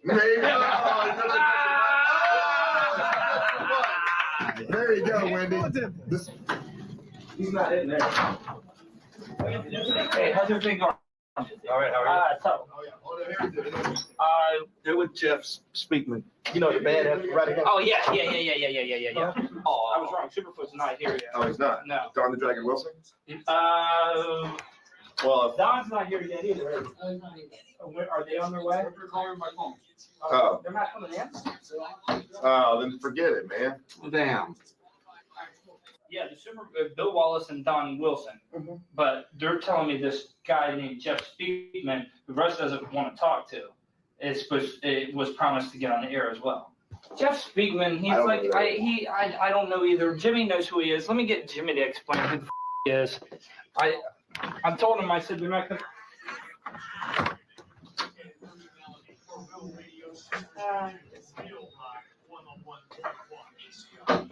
He's a B movie action star. They tried to turn him into a Jean-Claude Van Damme type guy. They did one not major movie release, but I remember about 5 or 6 years ago, they pumped him like Jeff Speakman. You know, and he's supposed to be a badass. Until Superfoot Wallace gets here, I'll just tell him. He's right now. He's not here. Yeah. So anyway, That's who he is. There's another guy here, but I don't really know who it is. And Tuttle's been freaking out about I guess there's a lot of people that. It's Walt Wondertoe Wilson. It's amazing. Yeah, I didn't know who it was, but yeah. Now look at Tuttle. He's over there freaking out. He's turning red. Every different. He gets shade all of, crazy. Why does he get so crazy about everything? I think that he's just trying. He feels bad that he has to explain people. Right. I mean, here's the thing. Imagine you being a PR guy, yeah, and you right. walk in with your guy who you think is a pretty big star because he's been in a couple motion pictures. No, what's his name? His name is Jeff Speakman. Jeff Speakman. Yeah, and he's supposed to be kind of a badass. He was in a couple movies. Actually, I remember one movie they promoted it like on network television. I think it was his breakout movie. Once again, this is stuff I just remember off the top of my head. But you're your PR person, and Tuttle's there trying to explain to you how the host of the show doesn't have any clue who you are. Oh, The movie was yeah. Here comes Tuttle. He's freaking. Tuttle, what's going on, man? What are you doing? They all want to go on the boat with us. Bill Wallace should be here any minute. Okay, all right. Don Wilson's not going to be able to make it in today. Okay, right. So Bill Wallace should be here any moment. Okay, all right. You okay? Not really. What's the problem? Well, I guess we've had people promising people to get on the air without our permission, and some people are upset right now. Russ, the big movie that Jeff Speakman did, and I remember it now, and you guys will probably remember, it was called The Perfect Weapon, and he was supposed to be the perfect weapon. Oh, I remember that. Yeah, remember that? Yeah. Well, bring Jeff Speakman in then.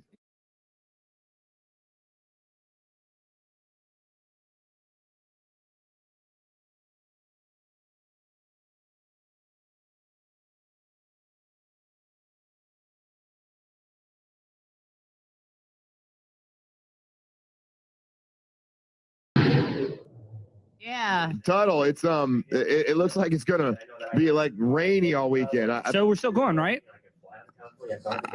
I gotta tell you. Are you serious? Look at that outside. Look at it outside. It looks like barn. Does it make any sense to go boating in that? Oh my God. But that's part of voting. I mean, like, No. Not getting struck by the lightning. You saw The Perfect Storm, didn't you? I did see The Perfect Storm. You see what happened to those guys? Yeah, you could be like George Clooney, and I could be Mark Wahlberg. Okay, and then we could go.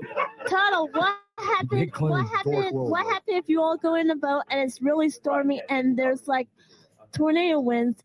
Don't you want to be safe of not going out in there and drown? Yeah, but they're saying once it gets into the Gulf of Mexico, it's going to get real strong. Going to get real big. Could get up to a Category 3 hurricane. Could take up the entire Gulf of Mexico. It's going to double in size, and Russ. they have no idea where it's going. It could turn. It could go toward Texas. It could go straight up into the Panhandle. Go directly towards your boat. They're saying it could even turn right. But it won't be anywhere near St. Augustine. Russ, the thing's 700 miles wide. It doesn't matter how wide. It's crazy too. I mean, well, it's good fishing in a storm, Russ. It is? Yeah. Thanks, Opie. Yes. Good fishing in a storm? Yeah, it's good fishing in a storm. Where'd you hear that? That's what Gomer said. No. Maybe Floyd will cut your hair better. Yes. It's supposed to be really good fish. Excuse me. Yes. I burped. That's excuse me.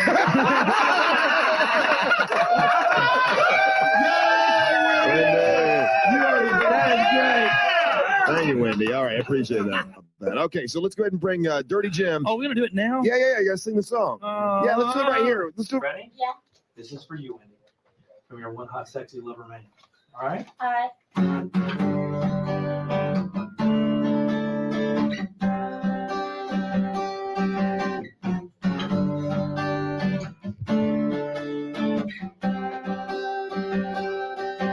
When you call, Wendy, I just lose my cool. When you call, Wendy, I just start to drool. When you call, Wendy, with that blue dress on. When you call, Wendy, it just turns me on. Yay! They finished. They finished. Hey, Wendy. That was perfect. I have a lead part. Would you like to hear it? Yeah. Oh, here goes the lead part. Yeah.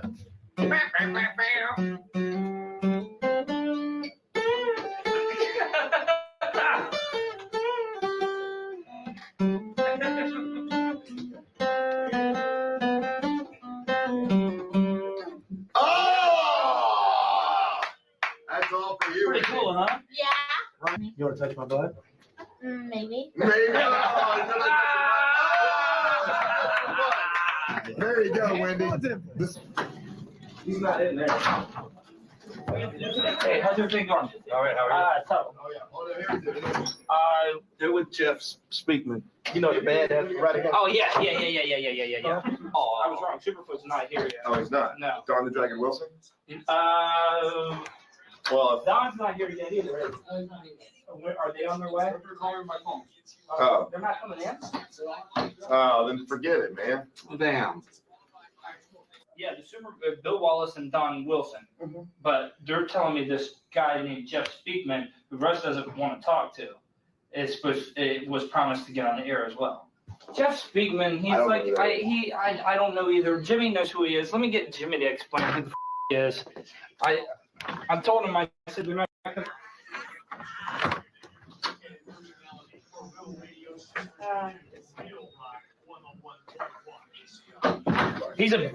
He's a B movie action star.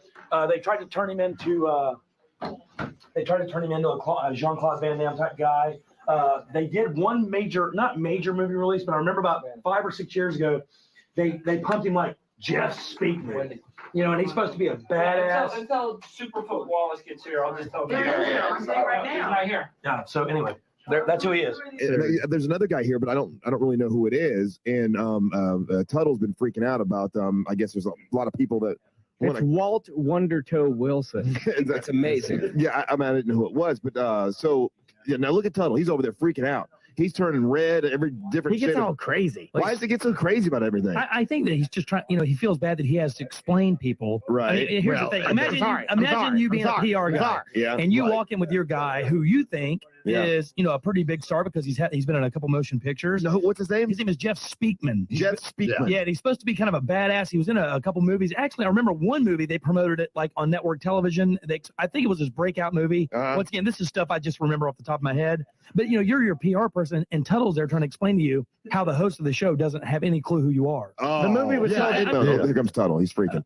Tuttle, what's going on, man? What are you doing? They all want to go on the boat with us. Bill Wallace should be here any minute. Okay, all right. Don Wilson's not going to be able to make it in today. Okay, right. So Bill Wallace should be here any moment. Okay, all right. You okay? Not really. What's the problem? Well, I guess we've had people promising people to get on the air without our permission, and some people are upset right now. Russ, the big movie that Jeff Speakman did, and I remember it now, and you guys will probably remember, it was called The Perfect Weapon, and he was supposed to be the perfect weapon. Oh, I remember that. Yeah, remember that? Yeah. Well, bring Jeff Speakman in then.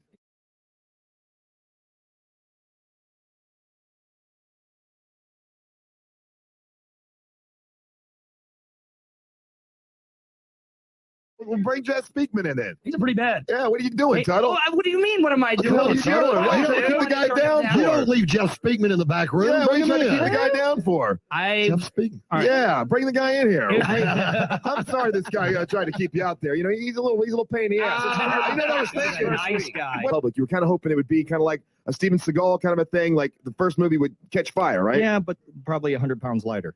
Yeah. Yeah, he's a big guy, isn't he? He's a fat pig. Come on now. I thought Steven Seagal was a 15-degree super duper turbo ninja. He could only teach in China. He's a third Patty Whopper. So you guys, wasn't he in like the CIA or something before he became a movie star? I don't know. You don't know? No one does. Nobody knows. No one knows. I mean, I if he really was, nobody would be asking that question because those guys don't go around and publicize that they were in the CIA. Especially when they're that deep, right? I think it was the YMCA. Now, I'm killing with karate dudes. So, what do you think of Van Damme? Not much. Yeah, he's not. He's a great ballet dancer. Yeah, not a real badass though. So I don't think you'd find badasses who would call him a badass. My sister used to do ballet and tap dance. You should see him looking at her right now.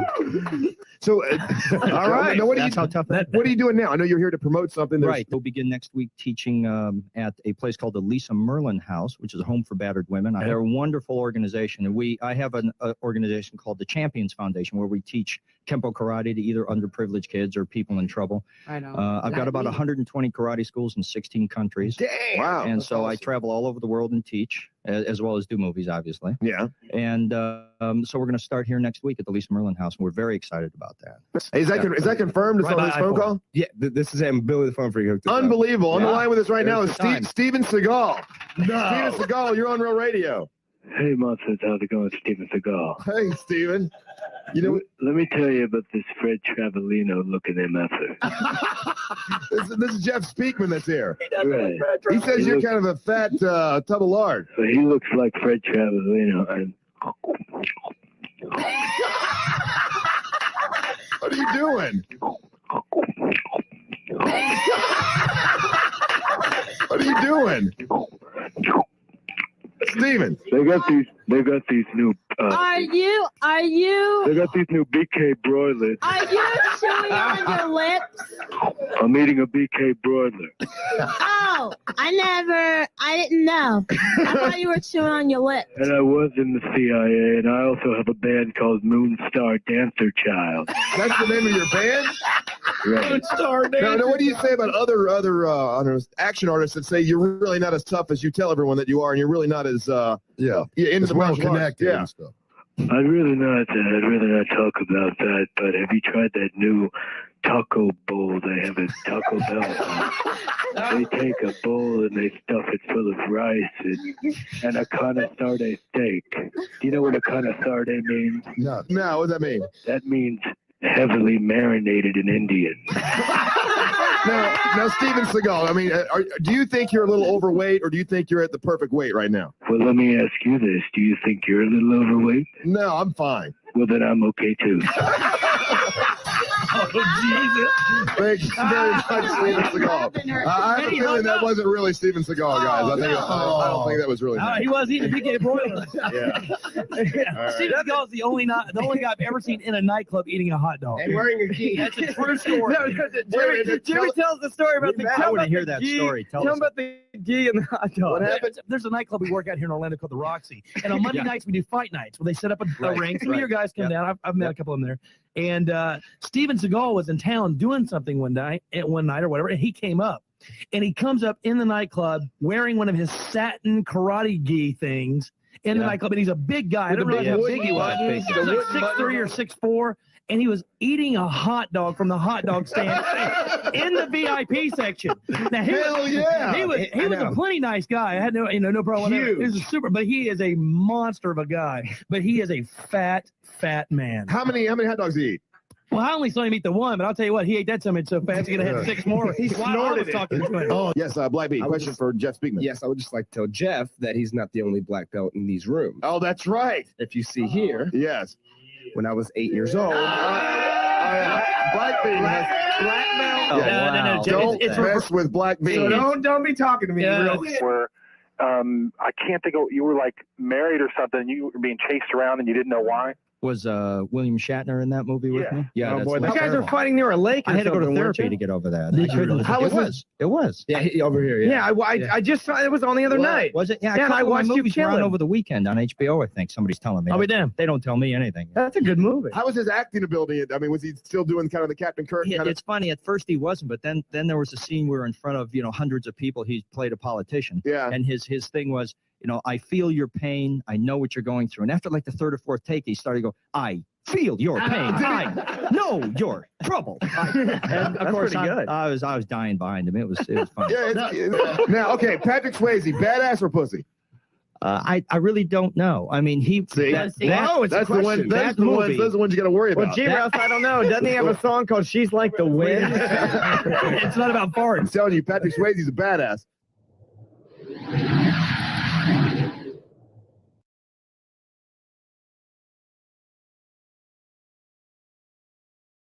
We'll bring Jeff Speakman in then.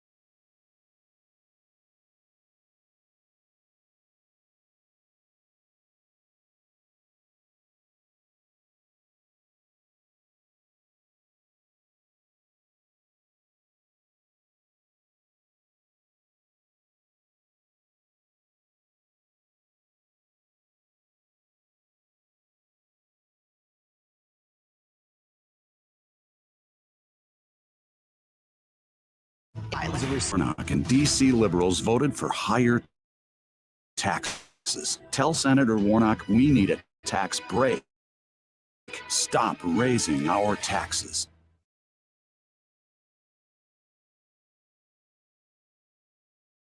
Great, man. You know, It's good seeing you. Every time you come in, I'm like, you know what's weird, Russ, is, you know, you and I started the show so long ago that, you know, our chemistry was already there because we were family members. So we kind of knew each other already. When I started my show, it was with 3 people I knew kind of. You know, I knew Jack better than anybody. And you thought you liked him, but now you hate him.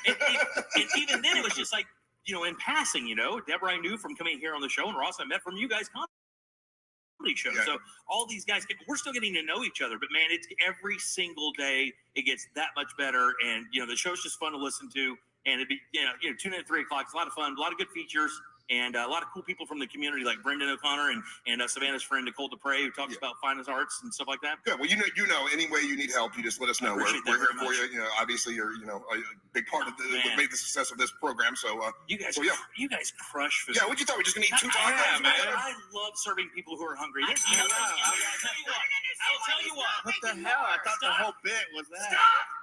I'll make you one more round. Thank you. Okay, we need more tacos. Taco. Hey, Ryan, you need another taco over there? I do need another taco. One more round. All right, wait, when we come back, can we eat tacos and go to the top all at the Sure, same time? why not? Yeah, taco top. We'll be going to the taco top when we come back. Don't go anywhere. You're listening to the Mantra of the Morning.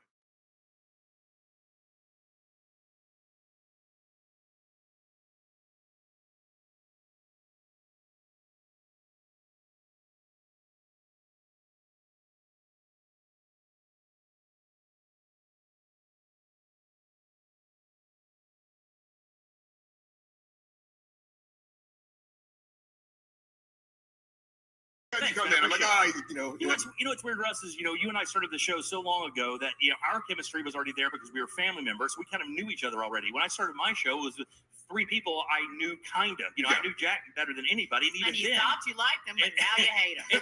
And even then, it was just like, you know, in passing, you know, Deborah I knew from coming here on the show, and Ross I met from you guys comedy show. So all these guys, we're still getting to know each other, but man, it's every single day it gets that much better. And, you know, the show's just fun to listen to, and it'd be, you know, tune in at 3 o'clock. It's a lot of fun, a lot of good features, and a lot of cool people from the community, like Brendan O'Connor and Savannah's friend Nicole Dupre, who talks about fine arts and stuff like that. Good. Well, you know, any way you need help, you just let us know. We're here for you. You know, obviously you're, you know, a big part of what made the success of this program. So you guys, you guys crush food. Yeah, what you thought we were just gonna eat 2 tacos? Yeah, man. I love serving people who are hungry. I'll tell you what. What the hell? I thought the whole bit was that. Stop! I'll make you one more round. Thank you. Okay, we need more tacos. Taco. Hey, Ryan, you need another taco over there? I do need another taco. One more round. All right, wait, when we come back, can we eat tacos and go to the top all at the Sure, same why time? not? Yeah, taco top. We'll be going to the taco top when we come back. Don't go anywhere. You're listening to the Mantra of the Morning.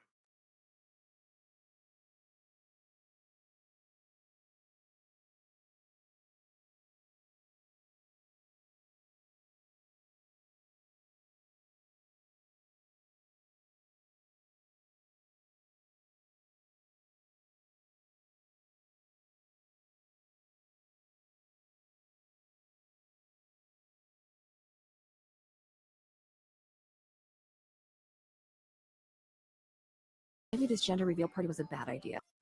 Was to take my family to go see Hamilton. Oh, so I was able to, luckily, I was able to acquire some tickets because I was already on the way of basically getting them. And thankfully, I was able to be there for opening night. Excuse me as I get a sip as some of these little almonds stuck in the back of my throat. So I'm sure almonds have a knack for doing that, dude. They're the worst. And I have no water right now, so I'm like, they dry out your throat. Yeah, I've been caught by them many a time. Opening night had to be a bit of a thrill. Have you ever been to opening night for any big event like that? You know what's kind of funny is I was thinking about it, and I did go to an opening night for Aladdin here, but I can't think of another one that I've done. But I thought about this from the beginning of the year. Like I've written this down. Take my family. So this is a motivational minute. Like it's weird how things work out. When I saw Hamilton, when I first heard about Hamilton, I was like, I'm not gonna like that. Whatever. And then a friend of mine showed me Hamilton, and it was like one of those life-changing things where I was like, wow, that's the level of artistry I could one day attain. I could do that or whatever. And then, but nobody really heard. I mean, people had heard of it, but it was before the Disney Plus show. So I'd tell my family, I'm like, oh, this Hamilton. They're like, yeah, it's okay. And then I went and saw it live, and it blew me away, Russ. It was one of those I was like sitting there, I was like, oh my God. And I swore right there, I'm going to take my family, even though they didn't know about it. Yeah. I'm going to take my family. They're going to see this because it's one of these just things, a show you got to see live. But I was like, that's going to be expensive as hell. And I remember at the time, I was Dude, like, I'm in the process of trying to do the same thing. And it's just, the timing of it all sucks because the move and all that stuff. I'm really working on it. I'd like to do the same thing because I'm sure you were I know there. some people, and talk to me a little bit later. So and the fact that it was on Disney Plus probably amped up the elevated to a level nobody's ever seen. There's never been a musical, and your kids really wanted to see it. So Russ, exactly. The reason it was such a big deal, maybe it was the same for you. So Hamilton came out on Disney Plus in the midst of COVID, July 4th, in like the heat of it. Nobody was doing anything. All we did was me, my wife, my daughter, and my Magnolia was a month old, and our other daughter, who's like our stepdaughter or whatever, Avery, was there. Yeah. All we did was watch Hamilton because we couldn't be with anybody else. Gotcha. So we watched it over For about a month. For about right? a month, we couldn't be with anybody else, and so we were upset. My family was awesome.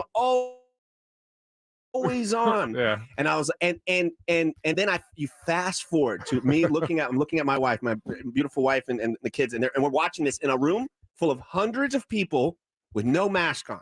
And if I were to rewind and go back to that Carlos in 2020 and say, hey, listen, this was gonna happen a couple years from now. No mask. We'd be like, no way, masks are gonna be around forever because we're in the thick of it and we can't even. It's just, it was incomprehensible to think that we would be in the moment that we were yesterday. Right.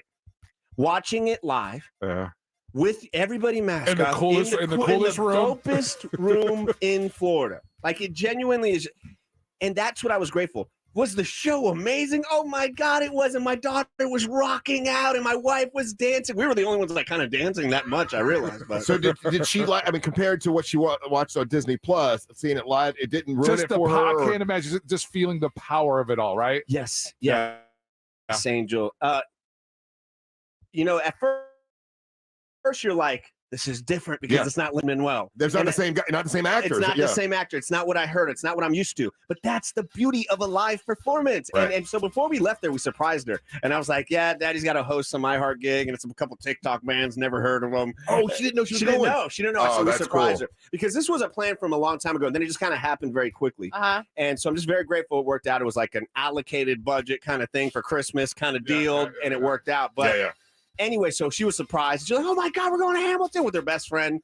And what I realized, before we drove up, I was like, girls, it's going to be different than what you're used to because you're seeing the iconic performance. It's like somebody seeing a movie, and especially now because they stream it. Mm-hmm. It's like somebody seeing a version of The Godfather, and then they go see the play, and they're like, that's not Pacino. Yeah. You know? And so but that's also probably like the opportunity to just tell them about art. Right? 100%. Yeah. I said, girls, nobody else is ever going to see this show.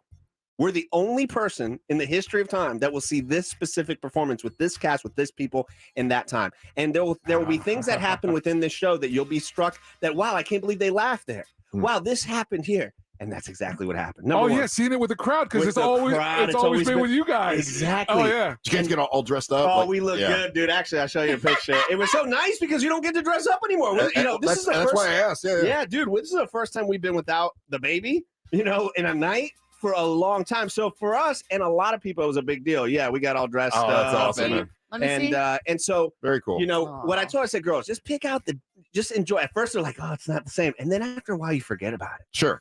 You know, and I'll say this for an example, you know, the cast is all different races and looks, and Hamilton was black in this one. You know, obviously he's Puerto Rican and American and what is he? Colombian, I think, his dad or whatever. Anyway, and he was so good, and he's not Lin-Manuel, obviously, and I love Lin-Manuel. But this guy had better flow, Angel. This guy had better wordplay than, you know, Lin-Manuel has great wordplay.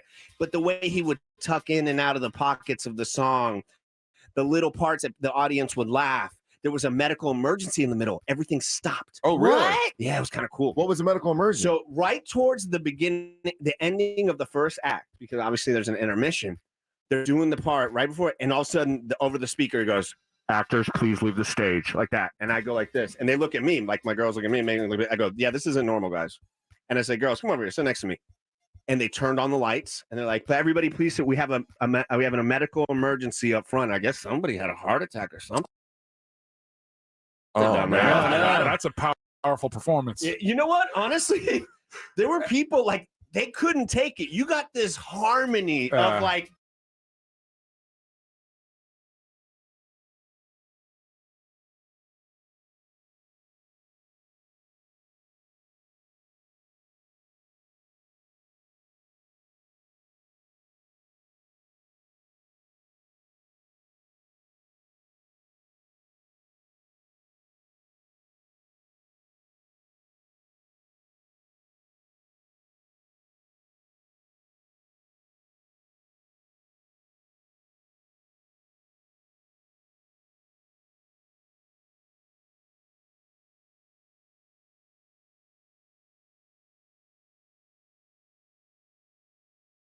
Dancing and power and energy and like hip-hop. if you're gonna go out, I want to get that one. and I looked around the room and you could see that it was moving so fast for people that it was just going right past them, you know.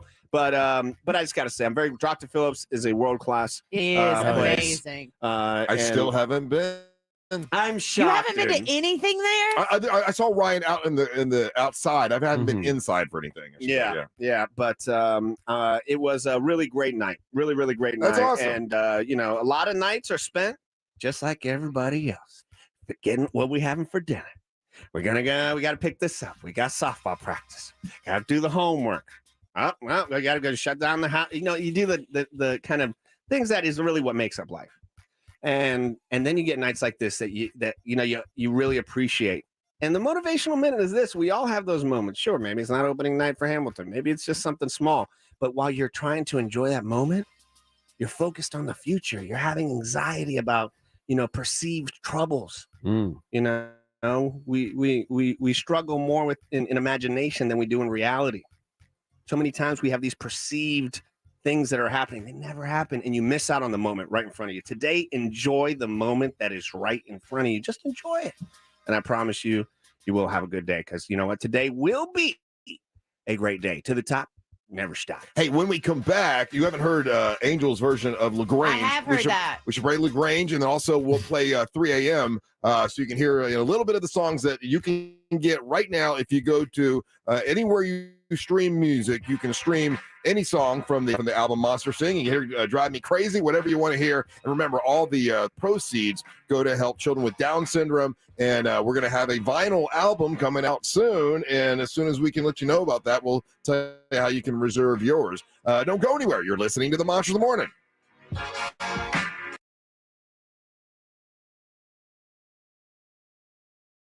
Way to hear the greatest station.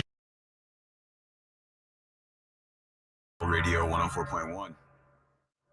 You're welcome, iPhone users. From the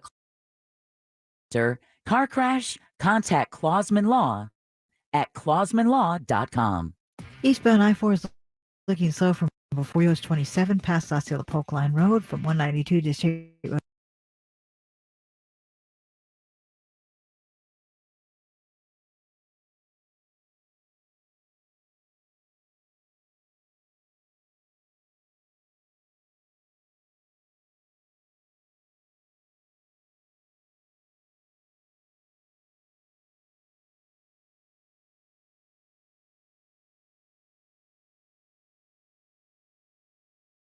I think I'm gonna just get a rip roaring buzz and go out there and do my shit. Just be foolish.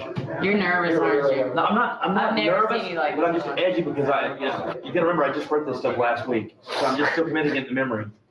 So You'll be it's okay. the order. I know, and it's just like it was last time at House of Blues. Got out there, and once I get out on stage, I get comfortable. But I mean, even at the Roxy every Monday night, right before we go on, it's weird. I mean, I've been doing that for 3 years. But it's weird. But when you open up and get a little response, I mean, it'll be fine. But it's just getting up there and doing it is a pain in the I know. And I went up, and there's Todd standing there, nice boy, 17, 18 years old. Got a red vest on, got his name tag all parallel, looking good. I said, Todd, I'm gonna need some medium popcorn, some nachos, a Pepsi, and a Kit Kat. Now the order was $15.37. Not too difficult. So I threw down $21 because I wanted to get a 5 back. I already had a lot of ones. When Todd rolled around and saw my $21 sitting on the counter, he looked at it like I put a picture of his mom donkey on there. I knew he was in a bind, so I said, look, dude, you owe me $5.63. This is what he said to me. What are you, man? Some kind of math guy? And it got worse. He looked at the register, started punching in the number like I didn't really know what I was talking about. And when the number came on the register and it really said $5.63, he looked at me like I was Jesus. And he said this, and I swear to my life, guys, it's a true story. What do you have, man? ESP? ESP. And that's some funny shit unless that's your kid, ain't it? But seriously, you know, the Chinese do educate their kids very well. Florida, on the other hand, does not.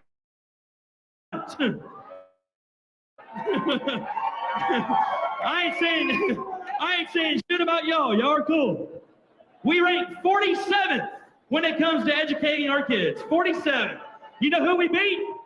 South Carolina, Louisiana, and Kentucky. South Carolina, Louisiana. Bubba, Jeff, Savannah.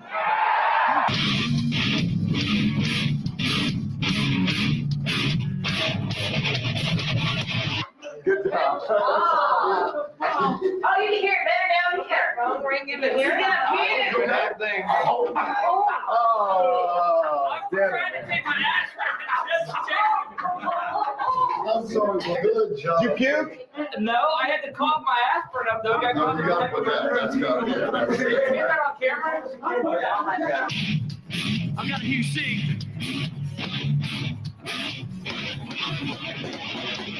That's the first thing I always say is, you know, you gotta have some fire on the budget. You gotta have some fire on the budget. You know, we're there. Cheap bastards. Turn your mic on first. No.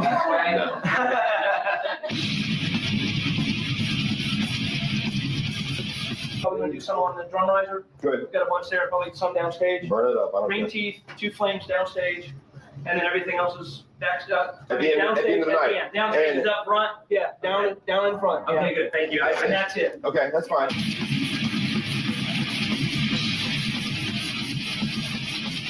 We got a paragraph. We got to read it so we don't get anything. Can you believe it's a scam? Not a problem. That's okay. You've got some flame detectors up on your old drums. I sure could use a Celtic sub right now. Here we go, Rush is a man, and the beat of like a man. Dirty jam backs him up with the groove and a black jam full of dirty bad and a project. Not a cool, cause a woman never get another than turn the radio on, and it's already on. And I know they could, they be doing it from keep pulling me in jam. Like a ribbon. Listen more, cause I feel I'm a part of them. No shows ever done to me before. And I know I'm not alone when I'm looking at my door. Everybody's gathered around, everybody's getting down. Monsters on the town. We want to thank all the monsters are going to be starting in any minute. Have you guys been having a good time tonight?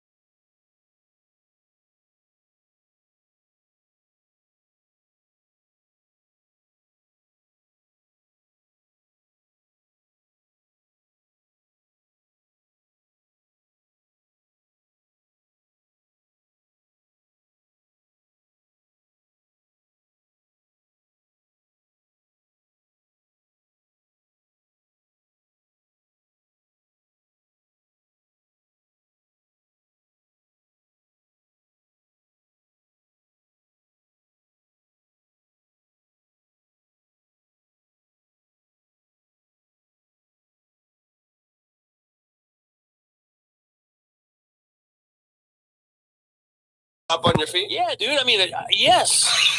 I don't believe that, but You don't have to. But trust me, when you're around it, you're going to see me stand up and they play the national anthem. Except when they play it from those doofs that sing it for the show. Right. Like, I mean, if you call into the show, I'm not going to stand up with some guys belting it out from a subway train. No, rules are rules. No. I mean, when you're playing, when it's You mean from those Orlando subway trains? yeah. I meant what's the Sunrail? It's the monorails at Disney. Speaking of the national anthem, I want to say this. Subway. We did the thing where we were looking for someone to sing the national anthem. Now, I said at the beginning of it, I'm like, look, this is not a contest. We're looking around, and I'm probably going to pick the Elvis guy because I promised him last year, and then Kevin wanted to do it. So I told the Elvis guy, I'm like, look, man, I'm sorry. He wants to do it. He's part of the show. We need to let him do it. Sure. And David Jericho, who's the Elvis guy, he handled it like a champ. I mean, he was like, nice look, guy. I understand. He was cool about it. Well, we had several people that sent some in, and one was the little girl. I say little girl, young woman, Stephanie, who has an incredible voice. She got her feelings hurt because we picked Elvis over. But I let her know that look, it has nothing. You have an incredible voice, and there are other things that are coming up that we could like the Orlando Predator stuff is coming up, and other things we could pop you into. But she sent me like a Twitter thing and saying she was sorry that she got so disappointed, but it's just hard getting used to being rejected a lot. And when you're a singer, I mean, that's kind of one of the things, unfortunately, you have to deal with, right? Is rejection. And It's more of an actor thing. The actors go through it. Well, you have to deal with it too. That's a million times. That's the majority of the job is getting rejected. And it's not a personal. It wasn't a personal thing with Stephanie. She has a great, incredible voice. It's just that but it's not good enough for this. No, I didn't say that. That's what you said in the break. I did not say that. She has a good enough voice to sing the national anthem. It's just we already had the other issue going on. So I know that didn't she send some text? Oh, she's been texting and Facebook, and I believe everybody on the show. I know she's upset, and I'm sorry for you. I'm sorry. I did too. Yeah, Stephanie, our votes didn't count. I guess not. Your voice is incredible. I'm just John Russ over here. I'm just glad, Russ. To be honest with you, I'm just glad that she's, not a single mom trying to make it in the music industry with 3 small kids to feed. If that was the case, it would have been disrespectful considering your man already has a set career as being an Elvis impersonator. It's not like he needed help. He was already in Vegas. I had already promised him and said, look, nothing. But I told him I would have to leave it open for everybody to see if there's some, look but it's in the bag. Money's in the bag. No, but like let's say Bob Fryer would have came in here and said, Bob, look, I'll be glad to do it. Right. Then I would have had to tell Elvis, hey, sorry, Bob Fryer wants to do it. I mean, I get it. Anyway, that's fine. But Stephanie, you have a great voice. She does a great Priscilla Presley. Yeah, I was about to say that'll probably you saying that she has a great voice will probably be the same as her doing it. I told her I'd keep her in mind for some other things we got coming up. What about our kickball tournament? There you go, the kickball tournament. Our kickball game, I should say. I think it's a kickball game. Matter of fact, I will say right now that when we pull this all together, that she will be asked to sing the national anthem at our kickball game. Simple. Unless somebody better comes along. I hear we're doing a grand opening at a Froyo in Oviedo. Maybe she can do it there. It's connected to a gas station. You know. All right, you're listening to the Much.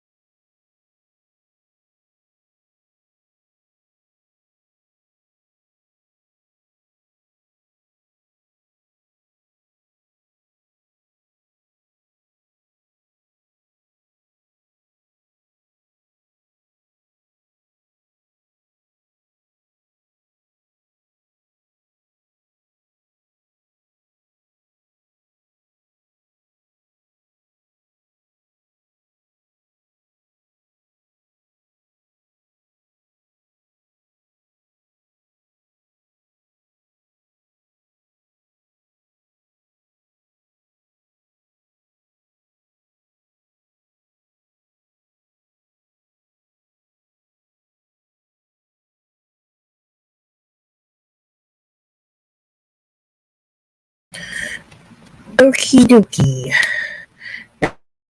Now we're going to play the songs and then call it a night.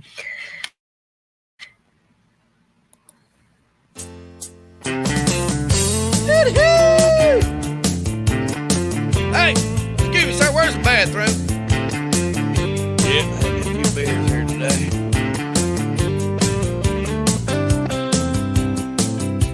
I don't mess around with no brown drink. Might as well pour it in the kitchen sink. I like myself a beer and I like it cold. I like to get the suds all up in my nose. And you know beer is a real good thing. Makes you wanna holler, makes you wanna sing.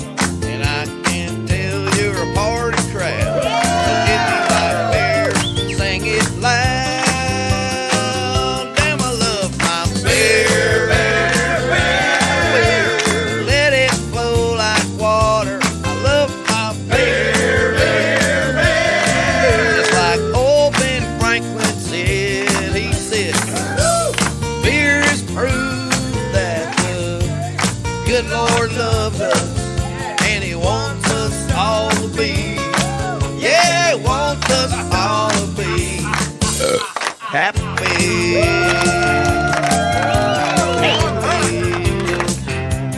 Hidey, hidey, ho, hidey, hi. Boys, it's getting on beer 35. So belly up, bugs away. Yeah, we don't have to work today. 'Cause when that work is all done, you know we got to throw a little party, have fun. It's party time, that's what I heard. So drink 'em down and flip the whole world the bird. Damn, I love my beer. Yeah, let it flow like water. I love my beer. Just like old Ben Franklin said, he said, beer's proof that the good Lord loves us, and he wants us all to be, yeah, wants us all to be happy. Oh, you take it, Dave.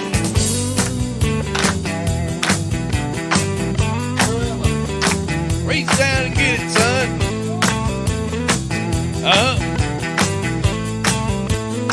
Well, don't spill my beer now. You know, everybody's got to have something to do. Something like that. I think I have another beer. 99 bottles of beer on the wall, 99 bottles of beer. Take one down, pass it around, 98 bottles of beer. Show me your beer.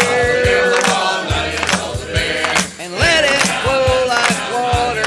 Show me your beer.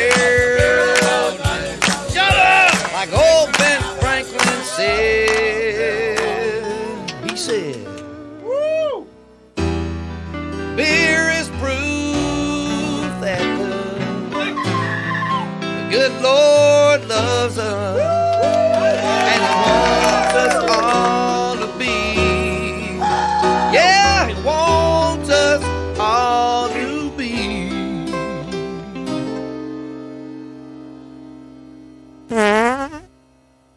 Oh, damn.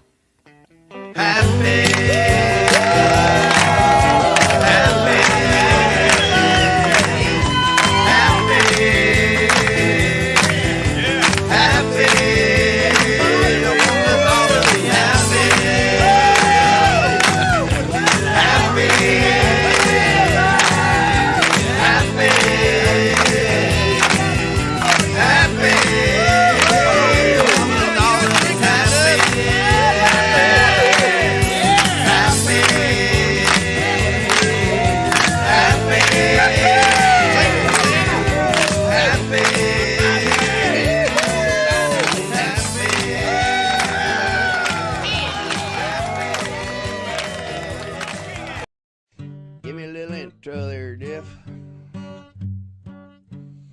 Oh, Russ Rollins. Give me a little intro there, Diff. Oh, Russ Rollins had a retard farm. E-I-E-I-O. Now look, every time I sing E-I-E-I-O, y'all gotta sing it. Okay. Okay, let's All go. right. Everybody gotta sing it. All Let's right. do it. This Oh, sounds Russ good. Rollins had a retard farm. E-I-E-I-O. And on this farm he had a hair-lip dog. E-I-E-I-O. With mark here and mark there. Here, mark there, mark everywhere. Mark. Old Russ Rollins had a retard farm. E-I-E-I-O. And on this farm he had a lisping snake. E-I-E-I-O. With a hiss here, and hiss there, there, hiss there, hiss everywhere. Mark here and mark there. Here, mark there, mark everywhere. Mark. Oh, Russ Rollins had a retard farm. E-I-E-I-O. And on this farm he had a stuttering cow. E-I-E-I-O. With a boo here and a moo there. And a hiss here, hiss there, mark here, mark there. Oh, Russ Rollins had a retard farm. E-I-E-I-O. And on this farm he had a narcoleptic pig. E-I-E-I-O.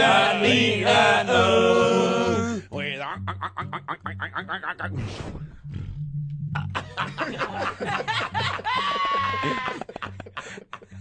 he fell asleep. And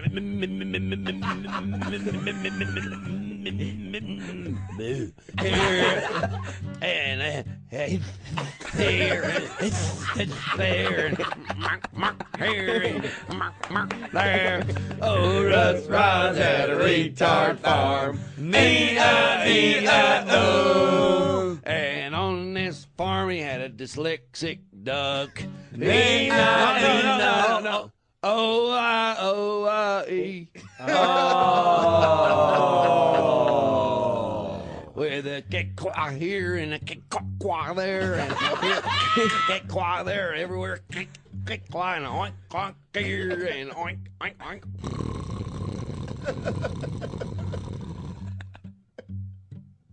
And a moo-moo here and a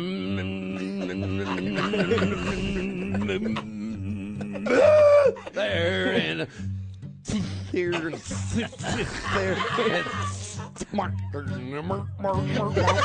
oh man, Russ Rollins had a retard farm. E-I-E-I-O. Nintendo. Oh, Russ Rollins had a retard farm. E-I-E-I-O. Give me in the right That's okay. Okay, let's do it again. Oh, Russ Rollins had a retard farm. E-I-E-I-O. And on On this farm, he had a Tourette syndrome chicken. E-I-E-I-O.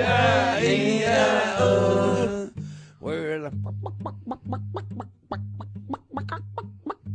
Rubber dick. God damn it. God damn.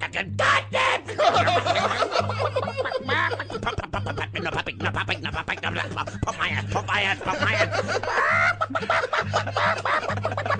hard.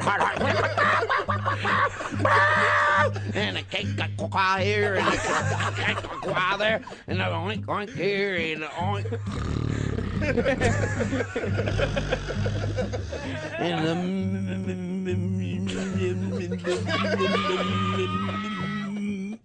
moo here, and he's there, here, and there. Oh, Rush runs at a retard farm.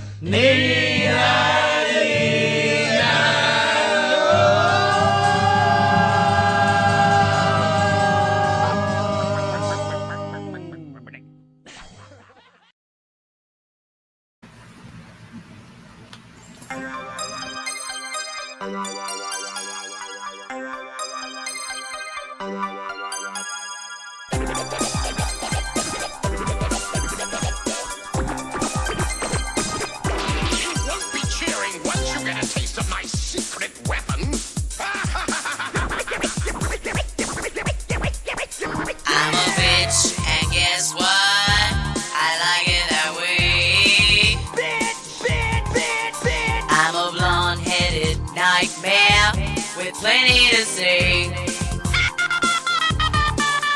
I'm a 6-foot skunk patch, a superhero skank. I eat broken glass for breakfast and drive to work in a tank. Kick your ass. When other people drink coffee, I drink gasoline. I'm a big cheap Hulk busting out of my jeans. Baby, let me be your Monster bitch. Come and give it to me. Monster bitch. Say it one more time. Monster bitch. I'm your monster bitch.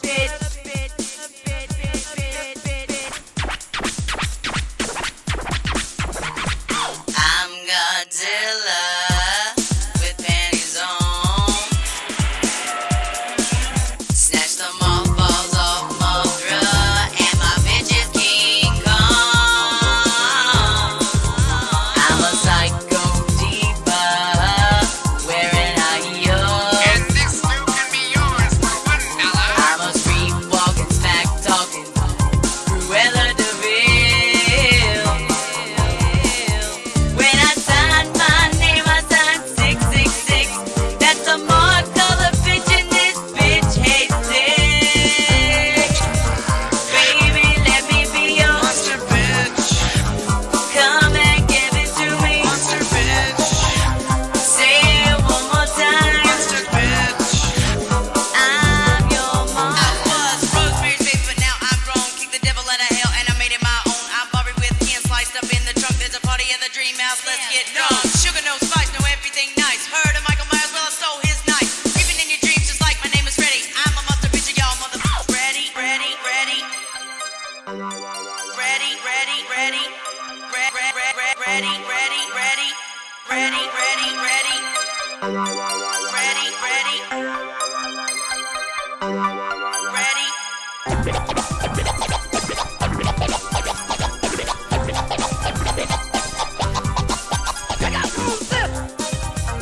Baby, let me be your monster bitch.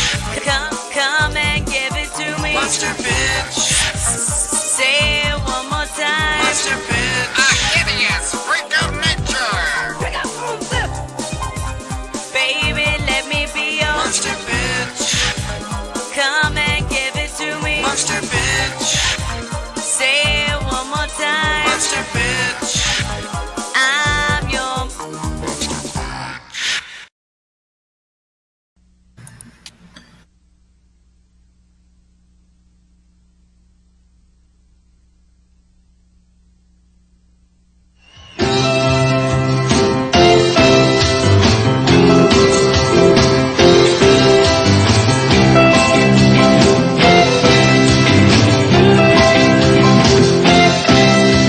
Savannah, when I met you, you smell like a Pop-Tart. Brother, when I met you, you smelled like a fart. And I knew from the start, we would never get along. Well, Savannah is stupid and there ain't no doubt. Brother, you're a dumpling talker with the down. And when you go to fish, you can't even catch a trout. Trailer love is fine and we climb the villain too. All the shit we eat gives us constipation. We'll party together, from one dumbass to another, We are trailer trash, that's what we are. You ain't got no sense. You ain't got your car. I will whoop your ass, girl. You're great, yes we can. And we can still love each other, from one dumbass to another,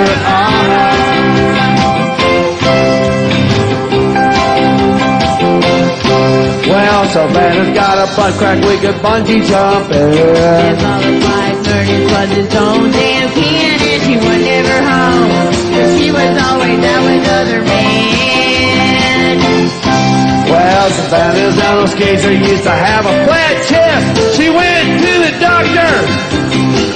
Wow, look at this. And her hair is always a mess. God damn it.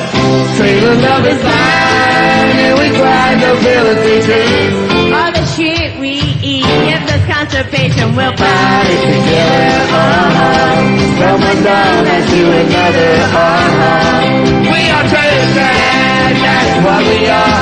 You ain't got no hairspray. You ain't worth the fuck. I will whoop your ass. You ain't whooping shit, bitch. And we can still love each other, From one dumbass to another, From one dumbass to another. Bring it down. Y'all are trailer. Y'all ain't got no sense. I will whoop your ass. And we can still love each other, From one dumbass to another, Y'all are trailer trash. Y'all ain't got no teeth. We will whoop your ass. And we can still love each other, From one dumbass to another, From one dumbass to another, From one dumbass to another, From one dumbass to another, From one dumbass.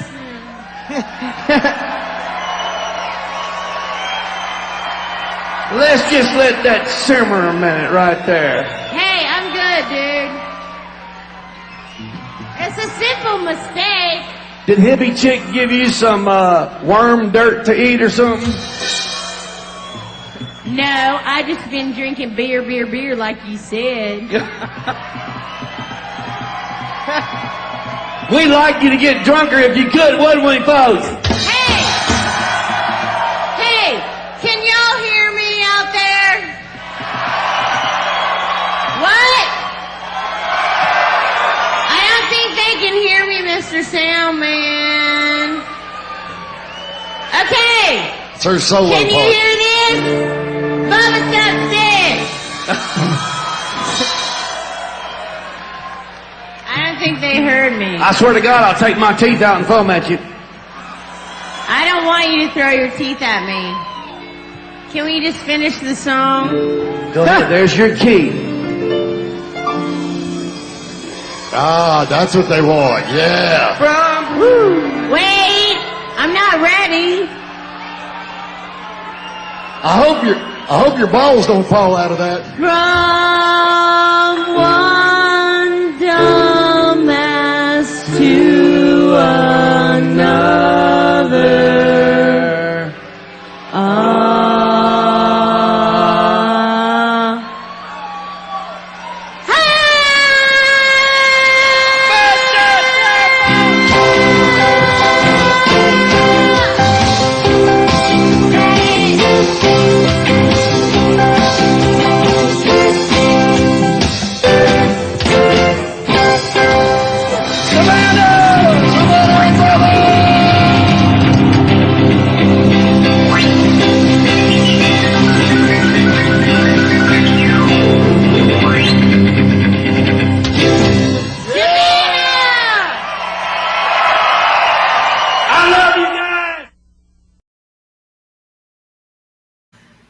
Okay, that was the best of the Monsters of Midday. Time for me to go nighty nights. Catch you all on the flip side. Peace and love.